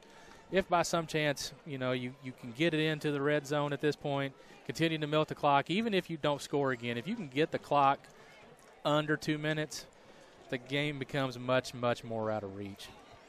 Oh, yeah. I mean, right now it would take a turnover, return for a touchdown, an onside kick. And there's a lot of things that can happen with 3 minutes. I've seen a lot of crazier things happen in football, Robert, but right now the Briar Jumpers are doing exactly what they need to do, and it would be almost impossible, not impossible, almost, for the Bulldogs to be able to pull this one out. So Briar Jumpers come to the line of scrimmage, 2nd and 8 here, 2nd and 9. Kai has got Jace Bruner and Cale Todd in the backfield with him. He's just waiting for that back judge to set his hand up, and there he goes. Kai's going to call the signals, going to turn around and hand it off to Jace off the right side, and he gets chopped down right there at the line of scrimmage. So no gain is going to bring up 3rd and 9 on the play, and the Bulldogs are going to call their second timeout of the night. So with 2 minutes and 54 seconds to go in the game, that is the Toyota of Somerset timeout. Toyota Somerset has been a proud member of this community since 1988. And they are proud to sponsor local high school sports. Toyota Somerset is a multiple winner of Toyota President's Award as well as Dealer Rater Award. Whether you are looking for one of their 18 different new vehicle models, a certified pre-owned vehicle, or a top-quality used vehicle, Toyota Somerset will help you own a vehicle for less. They accept every credit application, and their lending sources have millions of dollars to lend. They are located at Stoplight 23 or online at toyotasomerset.com. They are open late until the last customer is served. That's Toyota Somerset, where they are all about you. 2 minutes and 54 seconds left to go on the Randall D. Turpin scoreboard. Somerset still up 21-9. Another timeout taken by Hazard, trying to preserve whatever clock left that they've got. If Somerset can find a way to convert a long 3rd down right here, the game really becomes out of reach because there's really no timeouts left for Hazard at that point. 2 downs to pick up 9 yards. If they can pick it up right here, the game will certainly be over at that point. Kai's going to turn around. He's looking to pass. He's got he had a man down the field. He's looking to scramble now. He's trying to find somebody. He's running around. He's going to be dropped and sacked back at the 40-yard line. Probably a good decision at that point right there, even though you hate to take a sack at that point, but it does keep the clock running and forces Hazard to use their 3rd timeout and their final timeout. So that is the Toyota of Somerset timeout once again. Hazard now has no timeouts to go with 2:43 to go in the game. Right, and really, if you couldn't convert any kind of run play there to lose some yardage, I would have probably taken the penalty and backed myself up for the punt regardless. So really you put yourself in a position where you can still take another 5-yard penalty on a delay of game even though you're not going to get any running clock on it, just to back yourself up and give yourself more space for the punt. However, if you can just get Hazard to give them 80 yards of football field to work with 2 minutes and 43 seconds to go, all the pressure is, again, on Hazard at this point. So you just make them play it the hard way. I believe, we're going to see the Briar Jumpers punt this football away. Cage is going to try to get this ball down inside the 20-yard line, make the Bulldog go 80 yards with 2 minutes and 43 seconds to go. And they're down 2 scores. So, one doesn't kill you. So, we've been in a situation here before over at Hazard where they just needed 1 score. Cade drops back. He's got the ball. He's going to kick it away from about the 50-yard line. He's going to pooch it up. A nice high end-over kick. It's going to head towards the end zone. It's going to hit at the 15 and bounce down and going to roll dead right at about the 14-yard line. So exactly what we needed to do right there. You're going to make Bulldogs have to go 86 yards now for not even a tying touchdown just to get them in striking distance. Yeah, Somerset's going to have to play some real prevent defense and not anything go straight downfield for a quick score.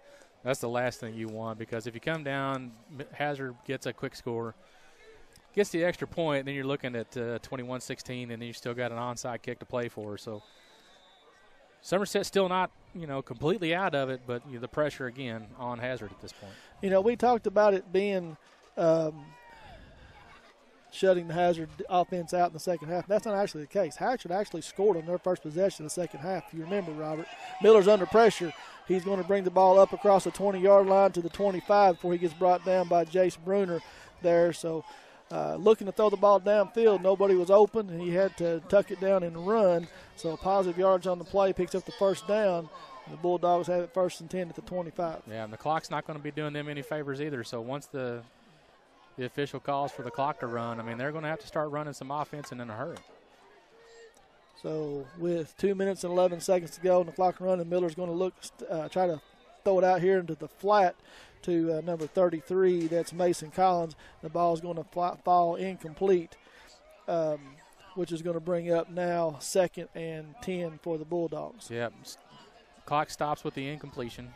2 minutes and 8 seconds left to go in the football game. So Hazard's going to find herself in a position on a second down and still 10 yards to go where they're going to have to find a way to get at least a first down on this play, because they can't afford to keep the ball in play, because I think they are out of timeouts, even though the scoreboard says they still got 3 left. Yeah, they've used all 3 on Somerset's possession, so they have no timeouts left at all. Miller is going to take the snap. He's looking down the field. He's getting a little bit of pressure at the middle. He throws the ball up. He's just going to overthrow everybody by about 10 yards. All they were running, all go, all streak route. Everybody's running down, and he just overthrew the closest receiver. Yep. Somerset now finds herself 2 plays away, 2 stops away from being able to take a knee and run the clock out and go home with a hard-fought win, and one that they needed. They lost, a senior leader right off the beginning of the game, and you win this one for Alex, and that's a good thing, because the young man, we just got to hope and pray that he's okay. So 3rd and 10 for the Bulldogs at the 25-yard line. Oh. Miller's going to take the snap. He's under pressure. He's going to scramble out to the left side. He's looking for anything that he can get positive yards. He's going to pick up about 6 on the play, but it's going to bring up 4th and 4 with the clock running. We're now under 2 minutes, 1 minute and 43 to go in the game, and Hazard does not seem to be in a whole lot of hurry. No, I give a lot of credit to the quarterback for Hazard. This young man's played lights out this game. He's had, he's missed on a lot of deep passes. He's missed on a lot of short ones as well, just from either just missed catches or just bad throws. But the young man, he is a warrior. He has absolutely played his nice play right there. Absolutely. He's going to roll out to his right. He's going to find Andrew Ford up at about the 43-yard line. So they're going to pick up their first down, and the clock is going to stop on the first down. But just a little too late, Robert, with 1:14 to go, and the Briar Jumpers leading 21-9 on the Randall D. Turpin scoreboard. Yep, clock started, 10 seconds left to go in the game. Looks like Somerset's going to be able to walk out of here with a victory today, and that's a much-needed victory because, they haven't found themselves in too many holes this year, and they found themselves in one at the beginning of the third quarter. At the beginning of the third quarter, because it was, a 9-7 ball game. Yeah. And then come out and hold Hazard scoreless and put 14 more points on the game. That just shows you how good this Somerset team can be, because I'm going to tell you right now, Hazard's going to make a lot of noise in 1A. Yeah, they really are. And I'm telling you, they've had some success. Miller drops back to pass again, and he's hit as he throws it. That's and it comes football. Out. Yeah, it is a live ball. They're going to say it was knocked out of his hands there. Looked like it was number 16 getting in there. Jacob Smith hitting right as the ball started to get. They're going to talk about it and think that it was an incomplete forward pass. What? No, they're going to mark it down right there and say it was a fumble on the play. So the clock is going to wind down, and a big victory for the Briar Jumpers right there, Robert. I'm telling you what, 21-9 in a game. They lost Alex Miller there in the first offensive series of the game, and have struggled offensively in the first half, and able to come away with a 21-9 victory right here is an impressive way to get out of Hazard. Yeah, and I'll take a game like that. I've said all year long that it's not games against sorry, I can't multitask. It's not games against Russellville that you're going to learn a lot about your football team and how good they can be. It's games like this one where you lose a senior leader, right off the bat, and you still battle back to win a game 21-9. I mean, that's a excellent outing for the Somerset football team. They could take away a lot for it. We hope that the young man that was hurt early in the game finds his way back onto the football field and soon. We hope. We hope. We haven't heard any word, but let's just hope for the best. So we're sitting here looking out over the field, and we talked about DeAndre Square being here tonight. Looking down here, Colin Hartman has showed up to watch the Briar Jumpers. The UK Wildcats on a break this week, so Colin back to cheer on the Briar Jumpers here at Hazard tonight, and they come away with a 21-9 victory. Robert, we've looked here for the offensive and defensive player of the game, and I've struggled to come up with the defensive player of the game. Yeah, me too. Offensively, I was looking at it, and you made a strong case for Cam Austin.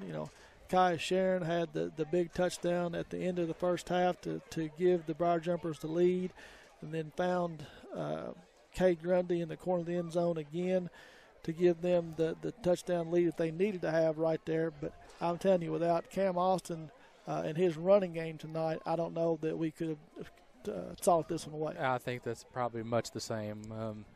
Thoughts and prayers to young Mr. Alex Miller. We hope that you're okay. To be able to have Cam Austin come out, like I say, he had 10 yards of probably total offense in the first half, and then to come out and play so well in the second half and carry this team, be able to milk the clock the way it needed to be able to run the ball hard. It shows his breakaway speed. He shows his breakaway power. So I think Cam Austin will probably be the right pick for the night. Okay, so Cam Austin, the offensive player of the game for the Briar Jumpers. Defensively, Robert, the defensive line did a very good job. There's a couple of guys across there, Jacob Graybill, Dylan Keith, Gerard Smith was in there, Tyler Harvey from the nose guard spot, a couple other guys right there. Kel Todd.